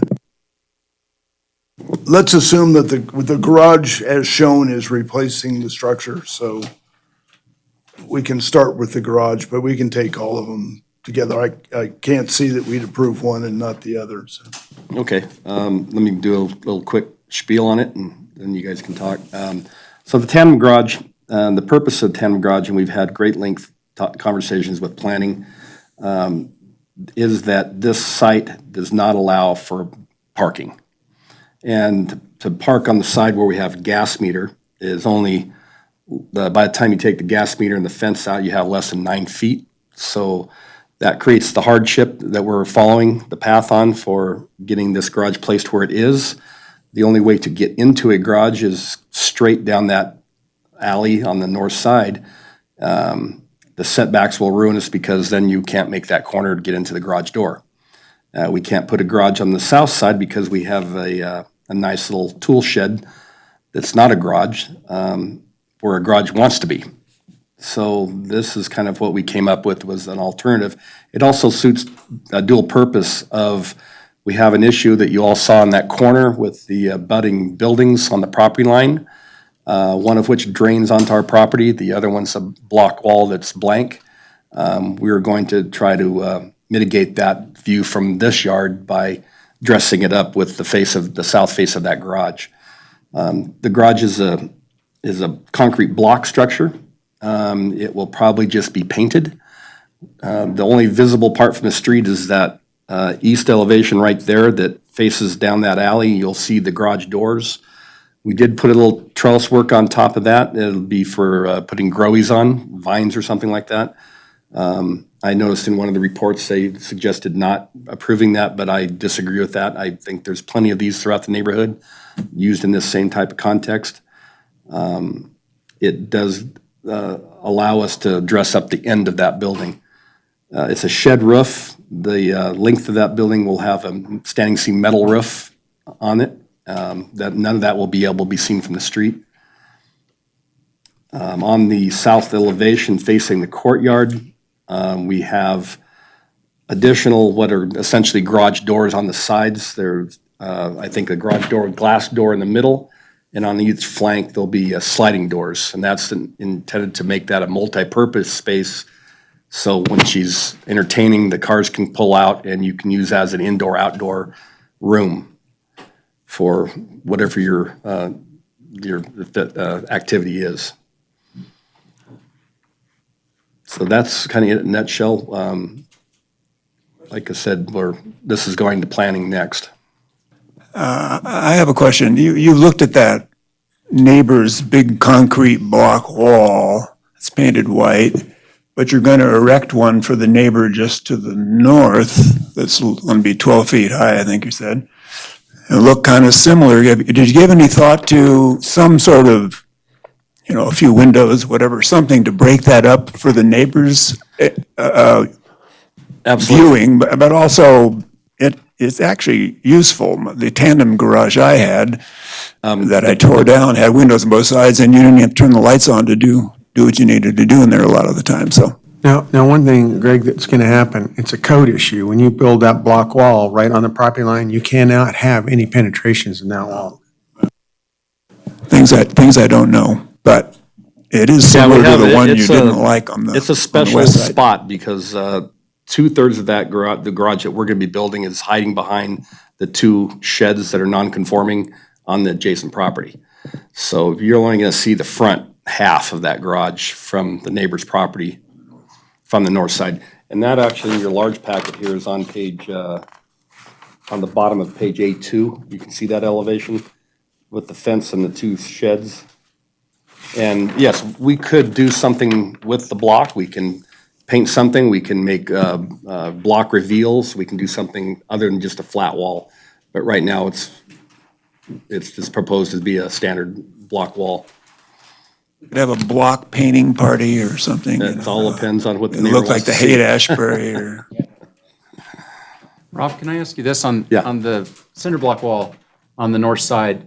Obviously, with the shed in that other building right there, you can't get anything on the back side, but everything that's visible, would it be possible to do some kind of like a hardy product that would be like a shiplap or something that kind of blends with the neighborhood, or maybe some, I think brickwork, not using cinder block would be quite expensive, or maybe, I don't know what would look better, maybe a crack face cinder block like we did with the Episcopal Church or something, but on the sides where Vivian Summers' duplexes are and where Mr. Anderson's place is, that's visible from those areas, to do something a little bit more aesthetically pleasing than just cinder block.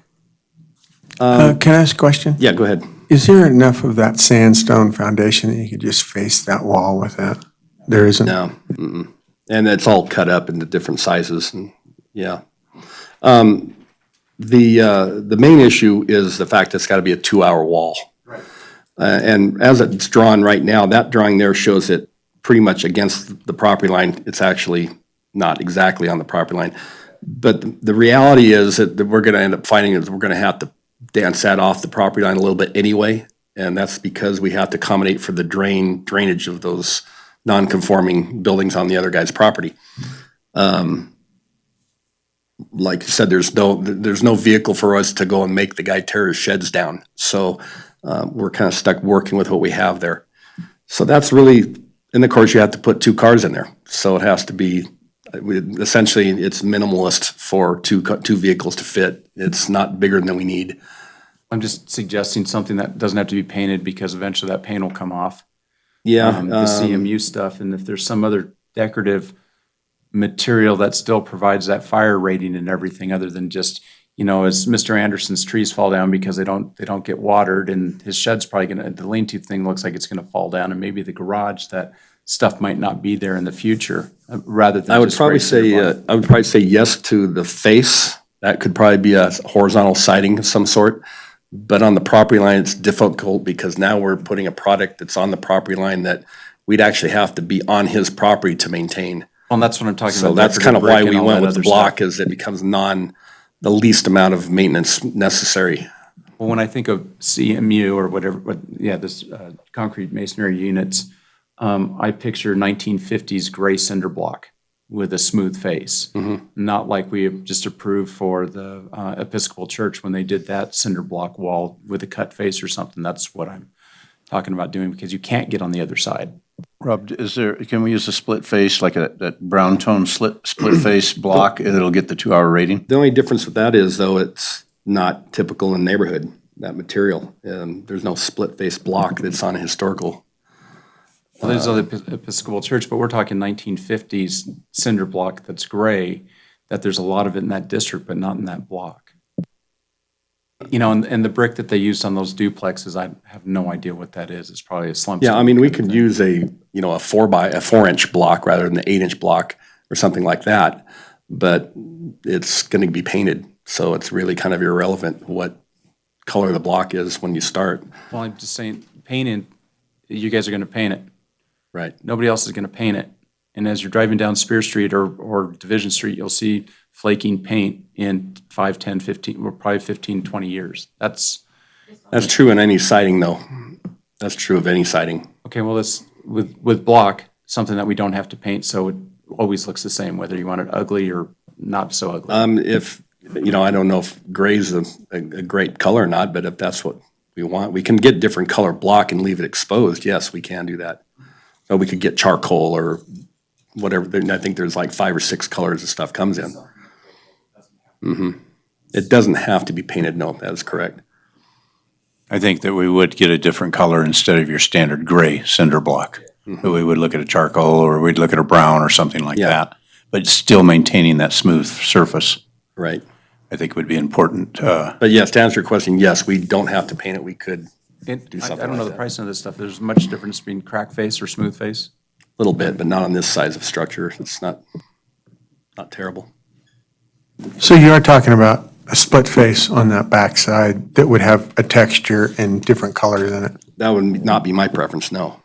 Because if you're going to see the flex and you're going to hone it, there's a huge difference between a standard gray block and a hone block, and not a big difference between a split face block and a regular block. But hone finish Yeah. is very expensive.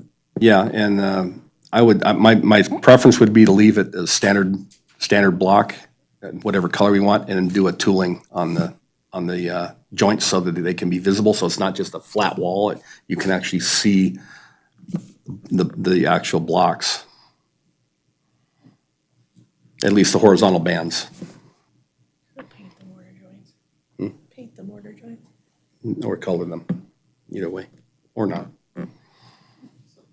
Question for you. So on both sides, because they're building on the property line, no matter what they do, it's a 2-hour fire code. Okay.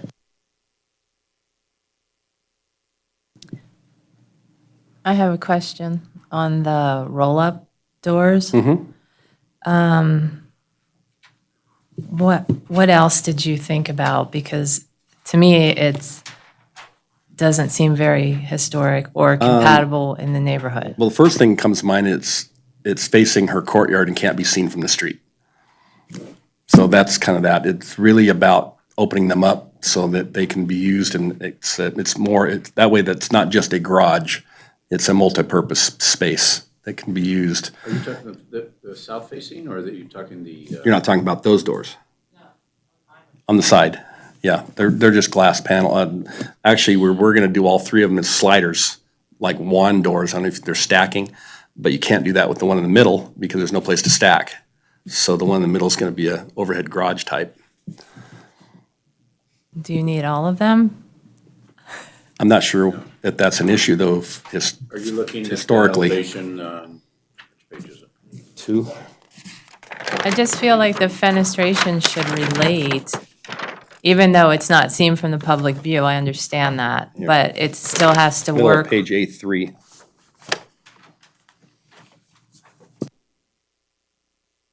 So are you looking for consistency to have them all look like the garage door? No, I don't like the garage door. So I like the sliders. We've got French doors on the new addition, correct? Yes. And so I'm just looking for some consistency in materials, and then also taking a look at what's in the neighborhood, because even though we can't see it from the public right Well, away, it has to Put the fit back up. in the neighborhood. Site. If you look at page A3, there's also these same doors on the kitchen, which is on the left there, which they will be seen in the same plane. So we actually have 3 of the overhead garage door glass, and we have 2 of the sliding type on each side of that. That's not the correct site plan, by the way. That's the one on your packet is the correct one. Yeah, the large one, that one, yeah. No, I realize you're using it multiple places. You think all of them should be the same? This building is very symmetrical and balanced, and the fenestration, the pattern of fenestration is a character defining feature. And so I'm just looking for some consistency in the fenestration. Now, I do understand what we're only looking at the public right away, but that's why I was asking you, is there another design solution to be able to give you that space, but not have a roll-up door like we're finding at the Union? No, that was the intent. It was done on purpose so that we'd have those type of doors here for the same reason they use theirs, which is to open up a patio to the inside-outside space. And the fact that we're cognizant that they're not visible. So that's kind of my question is this still in the purview of what we're talking about here? Can you get a roll-up door with maybe the lower 2 panels Oh, you can do anything you want. as solid panels rather than all Oh, glass? you can do Because anything you want, yeah. that might break it up a little more and make it look, I mean, that was one of the solutions I thought about when I reviewed the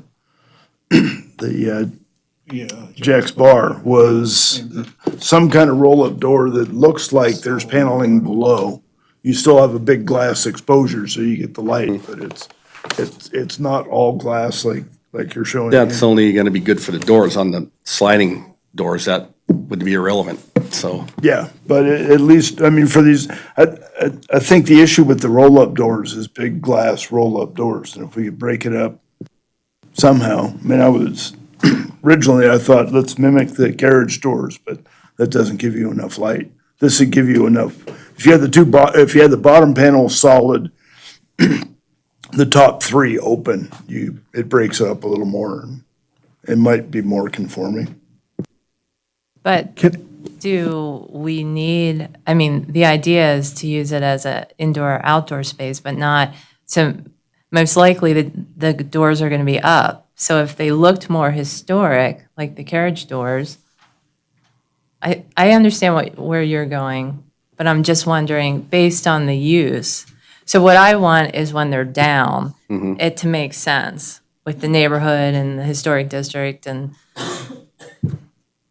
Well, it comes from the fact of how she may use this, that she may have a banquet where it's not so pleasant outside, and it might only be inside. And the doors would be a benefit to that, to be able to still have that inside-outside, even though we're protected now from the weather. So that's really why this was designed the way it was. Did you look at those Vista doors that they use at Jack's? No, I have not. Really cool. Can I ask you a couple of questions? I'm confused on something. I've been sitting here for a while, and I really like consistency. You know, it's something and I've sat in here where we've discussed things and we go, oh, it's in the backyard. We don't have purview over that. Why? And so we don't take an action on that because we can't see it. It's not the front facade that faces the main street. And now here we are, we're talking about a place that's completely enclosed, that can't be seen from the street, and now we're starting to, and I get where we're going, but I like consistency. And we've said in the past, I think, unless I dreamt it, we don't care what happens back there. We don't care what happens back there. And I can come up with numerous instances, whether it's solar panels that are in the back, or a door, or a window, or a fence. So is this, and I'm kind of asking staff, is this in our purview? I think it's in our purview, Don, but you're right about the consistency. And, I mean, we approve stuff that can't be seen from the street because it can't be seen from the street. I mean, this is kind of a design issue, and it's maybe more of a suggestion than, than I just didn't want it to something that hinges on our become, approval. this is what we're going to make you do this. I don't want to get crossways with Michelle. Plus also, this is a corner lot, so there's things to be seen from the Telegraph Street side. Not as much, there's a walkway down proposed, between the studio office and the new structure you're working on now. So you're not going to see a lot, but it isn't like totally blocked off. They're going to catch some of this stuff. Maybe not the tandem garage, you're not going to see the south part of it at all. I don't think you'll You'll see be able any to of it. see the east end. That's about it, really, unless you're a neighbor. But nonetheless, so we play around this. Sometimes the dotted line isn't exactly And I'm sure you can clear. see it if you're looking for it.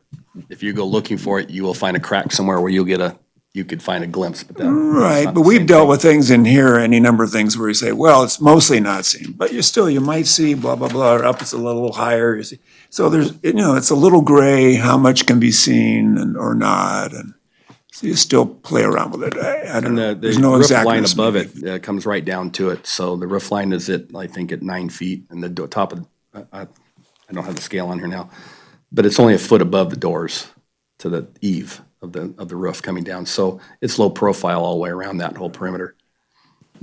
So I think the backyard analogy and consistency works if it's a window or a door we're replacing, but this is a pretty massive changes of, you're adding 3 or 4 buildings on this site that's fairly small to a historic house. And so I think they're just offering some design suggestions, recommendations based on her many years of doing this kind of work and thinking that maybe garage roll-up doors are a fad now and maybe they won't look so great in 10 years and maybe you'll think about it differently, or somebody else moving into the house maybe think of it, the use differently and maybe want a different siding. But you're right, they can always take those doors off and redo something completely different. So it's just a suggestion. Thank you. Got a question for you. Yeah. On the garage, the south elevation, you've got the 2 fold doors and the roll-up one. The roll-up one's because of structure? Yeah, because the folding doors require stacking. Okay. And when you have one in So the middle, there's no place to stack them without being in the room itself, which Did would they, be, they stack this way? This yeah, is the they're, way I they think, open. 3-foot panels, Okay, and then on the 2-foot other one, 8 panels. the kitchen elevation, the east side, those 2 roll-up doors, Could you do 2 fold doors there so you don't have the tracks going up into the front where it looks like more of the outdoor space and not the inside of a garage? I mean, That might be possible there because I have a little more room on each side. It might be possible to do that. because I know on the garage part, you have those folded doors, but you're still gonna have the track up inside, Yeah, you know, for the carriage door. right. But, But that's up on the ceiling. It's out of sight, so. yeah, the dust collector, you know, well, it's still a garage or an outdoor space, you know. And your I light, just your lights don't- would work with the glass because your garage door is not obstructing them, so. But yeah, we can look at that.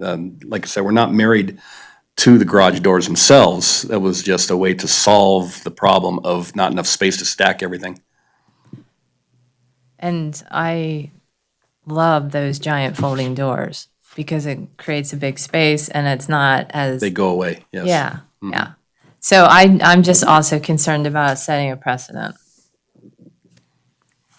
So whatever we approved as a facade improvement for the union, now everybody's doing those, wants those doors. And I just don't want somebody to, I mean, I don't know how I would feel about putting in a glass garage door in my house, but just a thought. I love folding doors, that's all I'm gonna say. What's left of trellis? No, we love them too. That's, like I said, I'd use them all if it worked out, but yeah. Do we want to move to the trellises?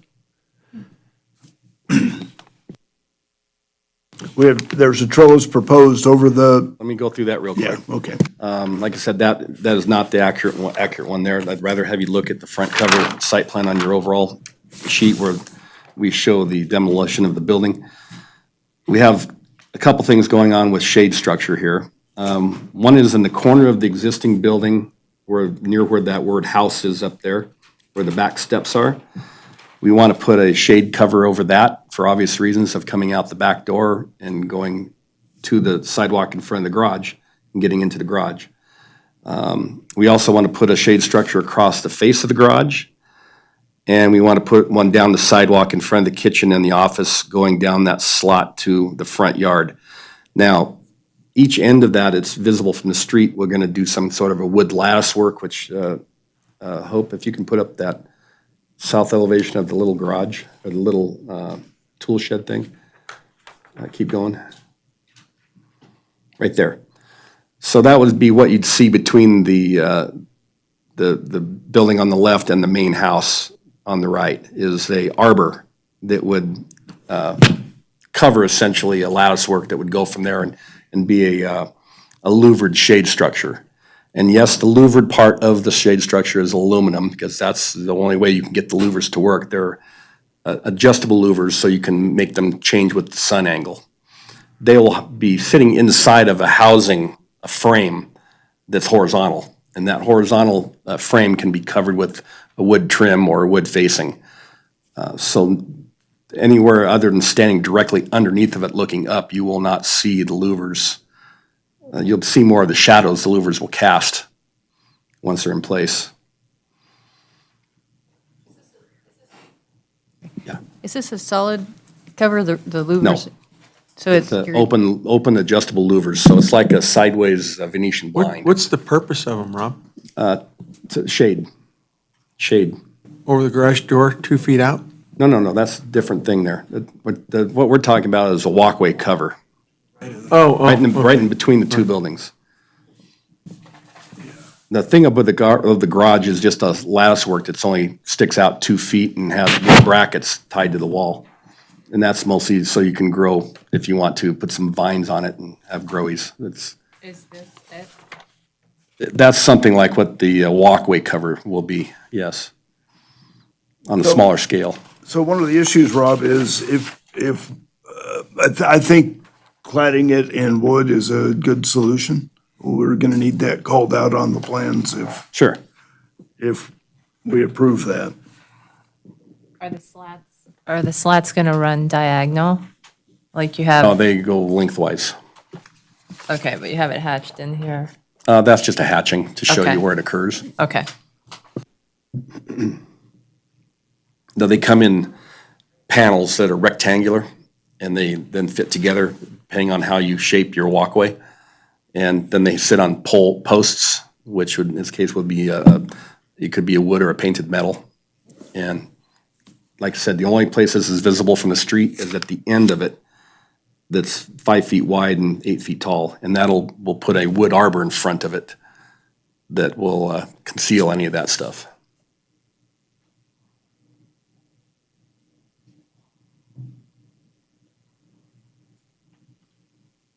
And I think the only other confusion was those the two lattice wall mount lattices that are on the garage faces on each end. Those will all be wood, handcrafted, trellis for vines. And they only stick out 2 feet. And Is there a setback issue with those, Hope? Yes, 'cause it's technically a roof-type structure, and the building's already encroaching. The description I'm hearing now, that's just for plants as opposed to the description that I read in the application. It's a little different, to be fair. I mean, it didn't occur to me it was just a support system for a vine, which a support system for a vine, I'd have to look at the code. So if you all want to qualify some action regarding, it has to comply with setbacks, then I can figure out better what to call this. The building department would consider this to be a roof overhang and is allowed to encroach in the setback. I'm using Title 18, I'm not using the building code, so I'll be referring to the building code to determine allowable encroachments. In Hope, it also might be under architectural fenestrations too. Sometimes those. Like a planter box or a. But these are for the 3 trellises. You've got one over each garage, the existing and the new garage. Then you have one over the studio window. Yes, he does. Yes, that's correct. I'm sorry. That's correct. And they'll be made out of wood. And what's the purpose? Because I fail to see how they have anything to do with the building. I don't know the purpose of these things. So that you can grow vines, put up, whether it's grapes or, any type of flowers or anything like that. You want to introduce vines to a concrete structure that the vines will grow into. The front of these structures where the doors are not concrete. That would be On the front of the garage it is. On that To one the there, side. That one there it would be, yeah. The only reason I'm asking is, on the side, yes. they just, grow the up the vines wall, they don't destroy grow in the buildings. wall. So I just I wanted agree. to ask. I think that it's an additional design element that, and I think, Hope, at one point you called it out, definitely the one from the side. I mean, do we want to introduce some ornamentation on this very severe house? I mean, still, we have to keep going back to the Curry house. We want to make sure we're not destroying that significance or overriding its significance with these alterations. To me, it's just it's like putting a shade structure over a window. It's not, it can also be considered temporary. It could be taken down and replaced. Like I said, it only sticks out 2 feet. It's got wood corbels at both ends, and it's a simple board and some lattice work on top. They're all over the neighborhood. Everybody's window has one over the top, or at least some of them have retractable shades that are metal. The old steel ones do that kind of like hoods. It's not unusual. I just think it's just cumulative, all these alterations that we're doing, it's really detracting from the significance, architectural and historical, of the building. So I'm just putting on my other hat here. We're not altering that building other than adding that to it. It's the site. We have to look at the entire site. So Sure. we're doing a lot of alterations to the site. Sure. I think if you could allow the covers on the patios and the walkways, that we could get away from those trellises, on those three trellises. Question for you. Not the trellises, but the louvered shade structure, that's aluminum, that's going to be masked. How long is that? Does it go all the way back to the garage, or? Oh, can you put that site plan back up? The site plan?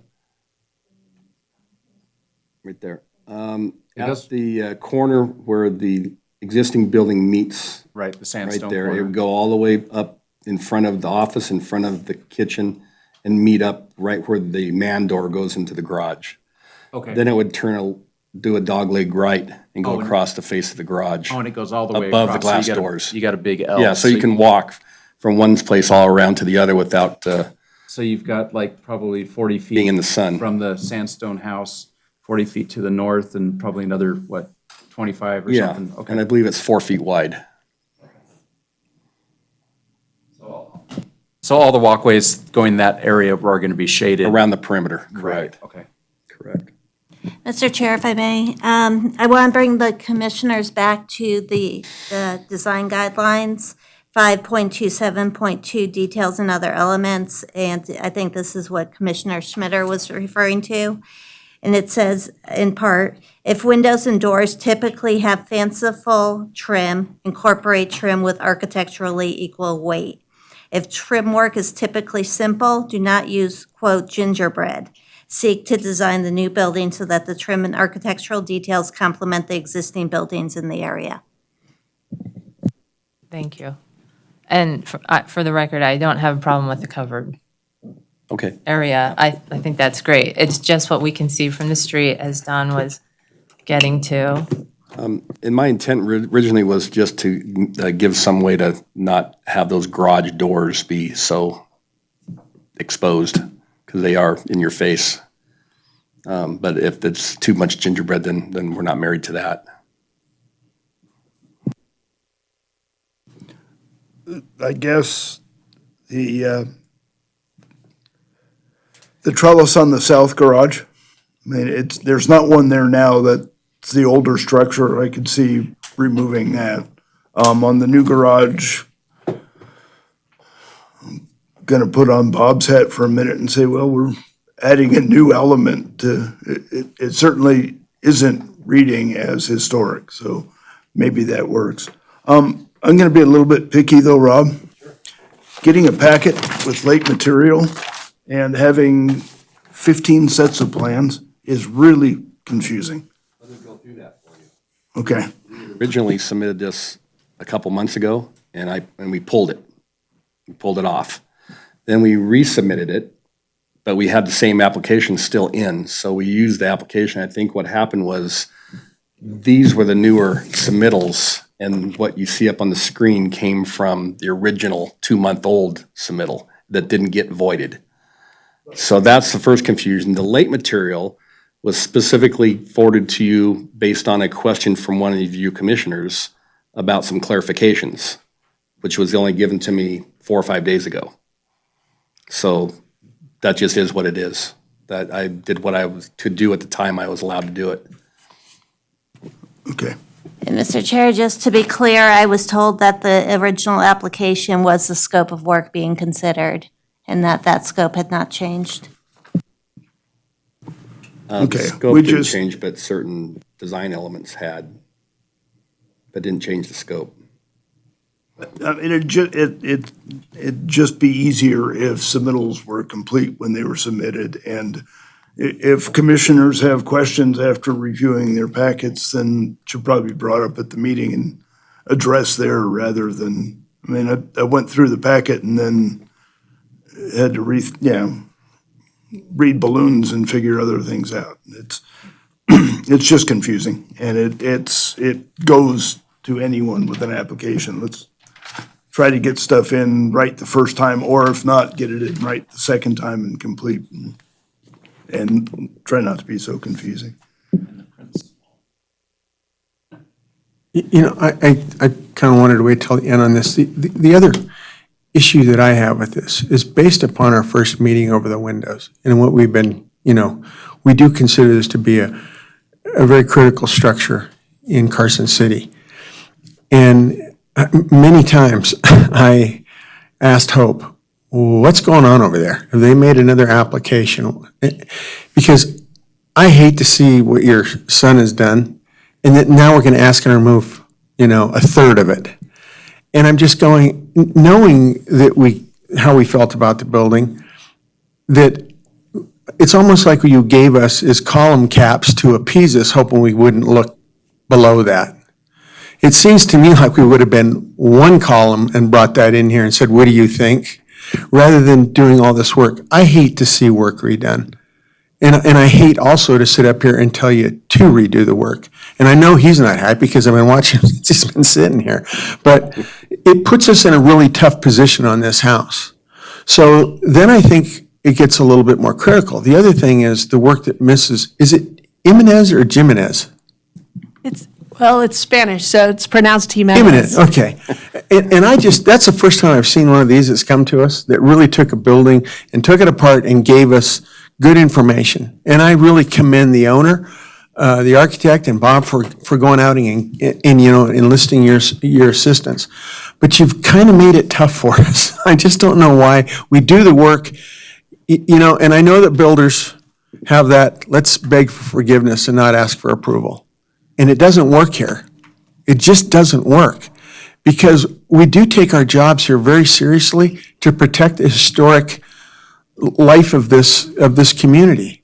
And I know that it rubs people wrong sometimes, but again, I don't care about cost, and I don't care about people's feelings. I care about the structures that we're trying to work on. So I just wanted to get that off my little chest. Is there any more discussion on lattices and covers? I'm confused by what you're saying, that you're okay with the one on the new garage? It's the facade. It should No, read severe. That's true, but I mean, I guess if we're gonna be consistent, it should match its southern counterpart and take it off. I could also make the argument that. Tend to agree. You can You're gonna barely, have one, have them. If you you don't, can take them barely off. see it, yeah. So if the applicant's willing to take them both off, that works fine for me, or three of them. The windows we'll take under consideration because that's kind of a structural thing that I have to deal with Those on the studio? on the roll-up door parts. Is that what you're No, talking no, no, the windows on the studio, you had a trellis. Oh, yeah. I'm Okay, sorry, so we're take still talking all trellis. Yeah, three. no, Yep, yeah. Yep, great, thanks. Okay, so Michelle's suggesting all the trellises be removed, the three trellises be removed. We're okay with, oh, now I lost it. Painted wood posts and framed over the louvered lattice. Okay.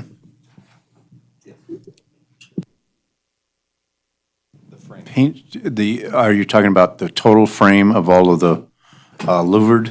The west tandem garage elevation shows painted wood posts and frame covered, louvered lattice cover beyond. So what we're removing the wooden lattice cover, but we have painted posts and frame, is that right, for the awning? Correct.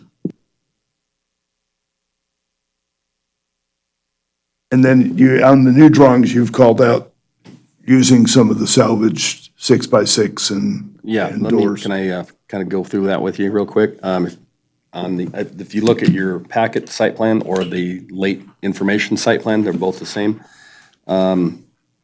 By the way, what's addressed in the late packet information was, I don't know which one of you made the request for her. It had to do with one of the spots where we used the window wasn't elevated, so it's kind of hard to figure out where exactly we were putting it. So that's tried to clarify that with that additional packet. But essentially, we have a wood door that's on the north elevation of the studio, and I want to use it in this little closet that's between the kitchen and the office. And the main reason for using it there is because it's not a travelable doorway. People aren't going to be walking through it. So we can essentially put that onto a new door. It's going to be an overlay because that door is wrecked. There's no way it itself can be an operable door. It has to be either used as a decorative piece somewhere on a wall, or it has to be applied to a new door that can operate. The threshold itself is going to be there. It's a storage closet. You won't have to step on it to reach in and get what you're wanting.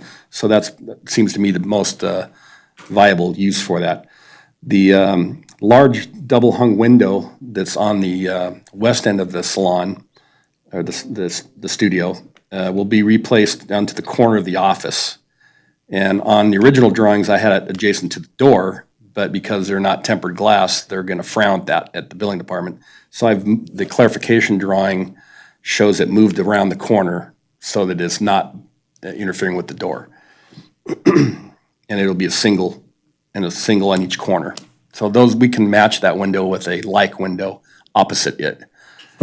The other two small windows that are 6x6 panes up in the attic space of the studio, those are actually, if you look close at those are actually sashes that have been cobbled into a window.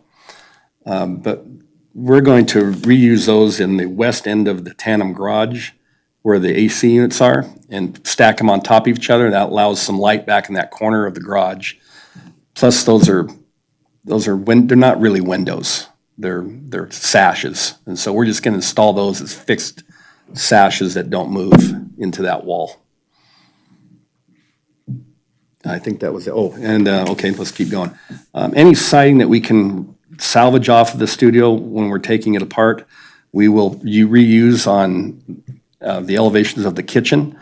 We will change the texture or the siding type or something if we don't have enough to complete it, but we'll make something make sense of it. The cobblestone, the sandstone that's remaining around the perimeter of the foundation, there's several different shapes. Some of it's rubble that we'll probably just get rid of. The cut stone that is in there, and they're all fairly consistent thickness-wise. If we can use them in a paver flat that we can walk on somewhere, we'll use that. If not, we had an idea of using it around the perimeter base that's exposed, what is normally the concrete foundation edge of one of these buildings, so you can actually see it. Or we can use it as edging for a planter. So that's kind of a moving target for us as far as how those might get used until we see what we actually have by the demolition. And like you said, Mike, there's not a lot of it to do anything significant with it. Any idea what the paving is gonna be for the patio and the walkway? But That'd other probably than be trying to a integrate concrete, the- a stamped Just concrete, most stamped likely, concrete. something like that. Pavers even, maybe. Question for you and Rob, I guess. Are we that concerned about trying to save the siding on that building because you can go to Mastercraft and they can get it overnight from Sacramento and it comes primed? Well, that's really up to you. We'd probably prefer not to try that, but there is probably some usable siding on that. That I love repurposing stuff, but the truth of the matter is they still make the same profile. But you all kind of saw it, there's limited pieces that are suitable for first of all, surviving being taken off without splitting and coming apart. And then, of course, being not warped so bad that it can't go back on. The So, slow, arduous process to Yeah. save all those boards. This is Corey Jimenez. I didn't spec in my report saving the siding, so just FYI. I think if you can salvage pieces, if you put it up in the attic of the tool shed garage and just, it sure looked like the same stuff that was on that. it is, yeah. Something happens to that, you've got replacement pieces. I don't know that you're gonna be that successful That's the taking, I question, mean, yeah. when we did the Gilly House, trying to take that siding off, Jed knows it was. And then even the rest of the building, when it gets demolished, we'll be salvaging the studs and the roof rafters from all the old dimensional lumber that's old. We'll be keeping all that and repurposing that in wood crafts or other purposes. Yeah, it's great stuff. You Yeah. could still hammer a nail into it, and not get No it to knots. split. Any other questions or comments? Sure. I have, just quickly, the aluminum lattice issue that staff was negative about, you were saying, Mr. Review, that it won't be as obvious as it sounded just reading this on this piece of paper, that it'll be faced in some way with wood and, Correct. unless you're looking straight up in certain spots, you're not gonna pay much attention to the aluminum. Is that what I'm getting? Right, and when I say aluminum, that's just the construction of the material. It's actually a powder-coated aluminum, so it's painted. And so it'll Right, it's have a anodized, consistent right. color to it. It won't be raw metal.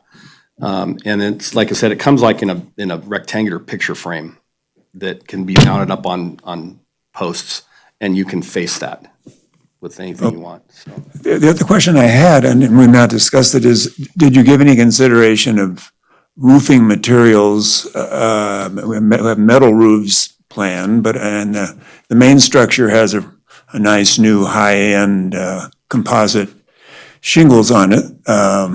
Look a lot like my house, I guess. But is there some discussion about going with what the main building has versus having? We talked about all those options, and what it came down to was that you really want to have that, when the sun's not bothering you, you want to open them up and let the sun come in.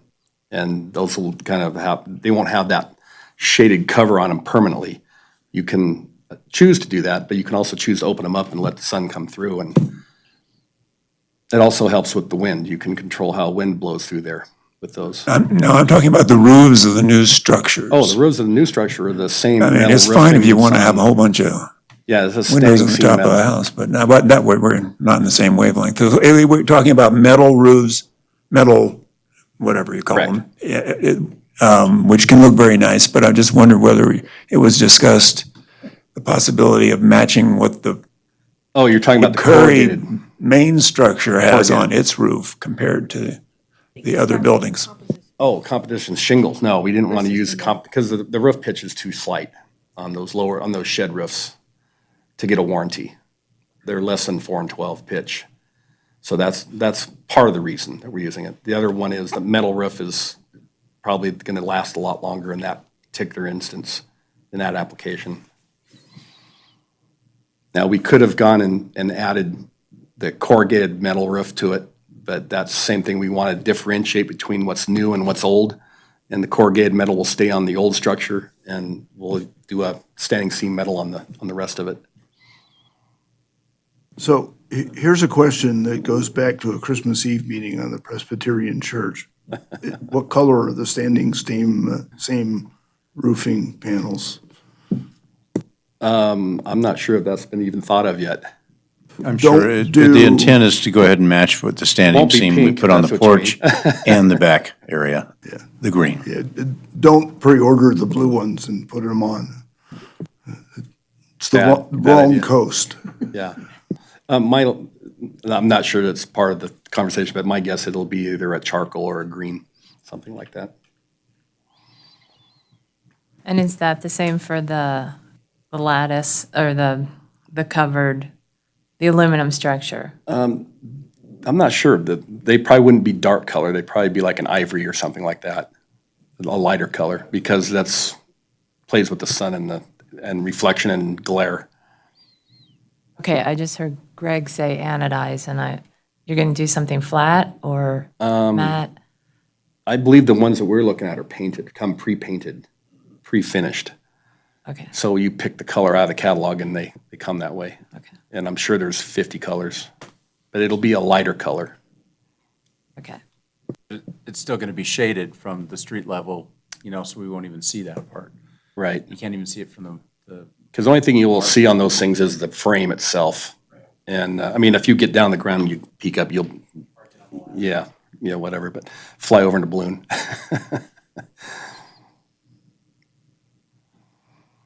Any other questions, comments? Any public comment?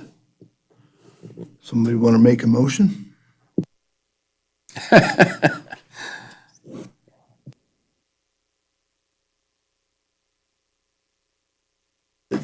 I think Hope has it pretty well outlined with the exception of the aluminum patio cover. If I can just ask whoever makes the motion on condition number 7, I wrote the trellis structure must be wood. I think that's the lattice structure is what I was referring to, not the trellis. And we can change that to the last structure must be wood framed.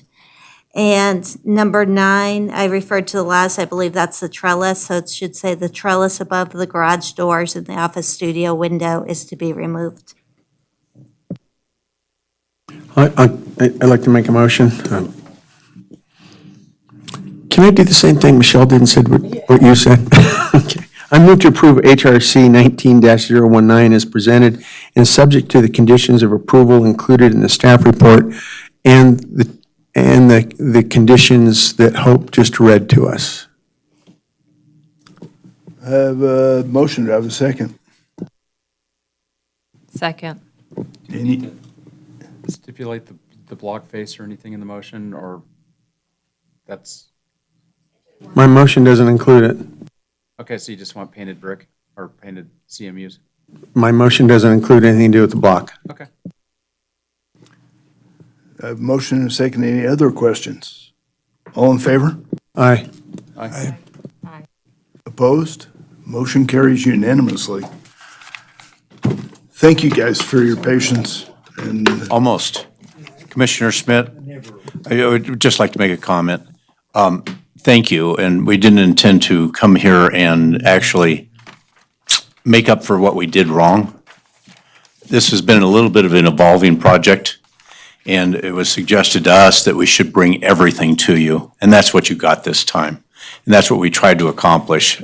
We know we've got to go back and redo a couple of things. And I know that made it difficult for everybody to look at this again, but thank you very much. I appreciate your patience through it. Well, where it comes from, Mr. Fredlin, I'd just like to explain my comment a little bit. We get so many people that come before us that, my first day on this board, we had a lady from San Jose that was changing windows, and it turned into a 4-month ordeal, and she didn't understand the rules of the HRC, because for a variety of reasons. So when we get somebody that's been here, understands the rules, that's what I care about. Again, with me, it's what I said earlier. It's about consistency and trying to treat everybody fairly. That's what I really care about up here, so. so Rob, you're going to give me cut sheets for lighting. Correct. A new drawing on the posts, the posts. porch posts, and a cut sheet on the fixture for the lamp at the steps. Right, and are you we gonna put something together for landscaping? Yeah, I can do that. Okay.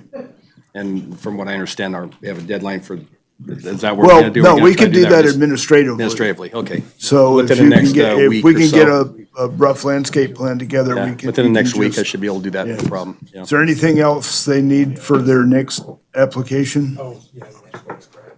And that's when I didn't respond to it all. Thanks, Mike. All right, thank you guys a bunch. Thank you, Andy. Thank you.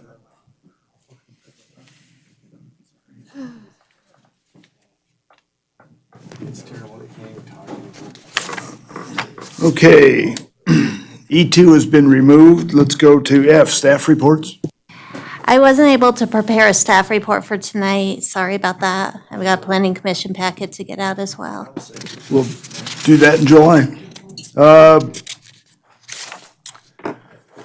Commission member reports, comments? Future agenda items? Are we gonna have the? I think I sent you an email regarding a couple properties that are on the verge of demolition by neglect. You didn't get that? Kings Canyon Road is falling apart. SHPO actually brought that up as an issue. We were discussing potential public works project.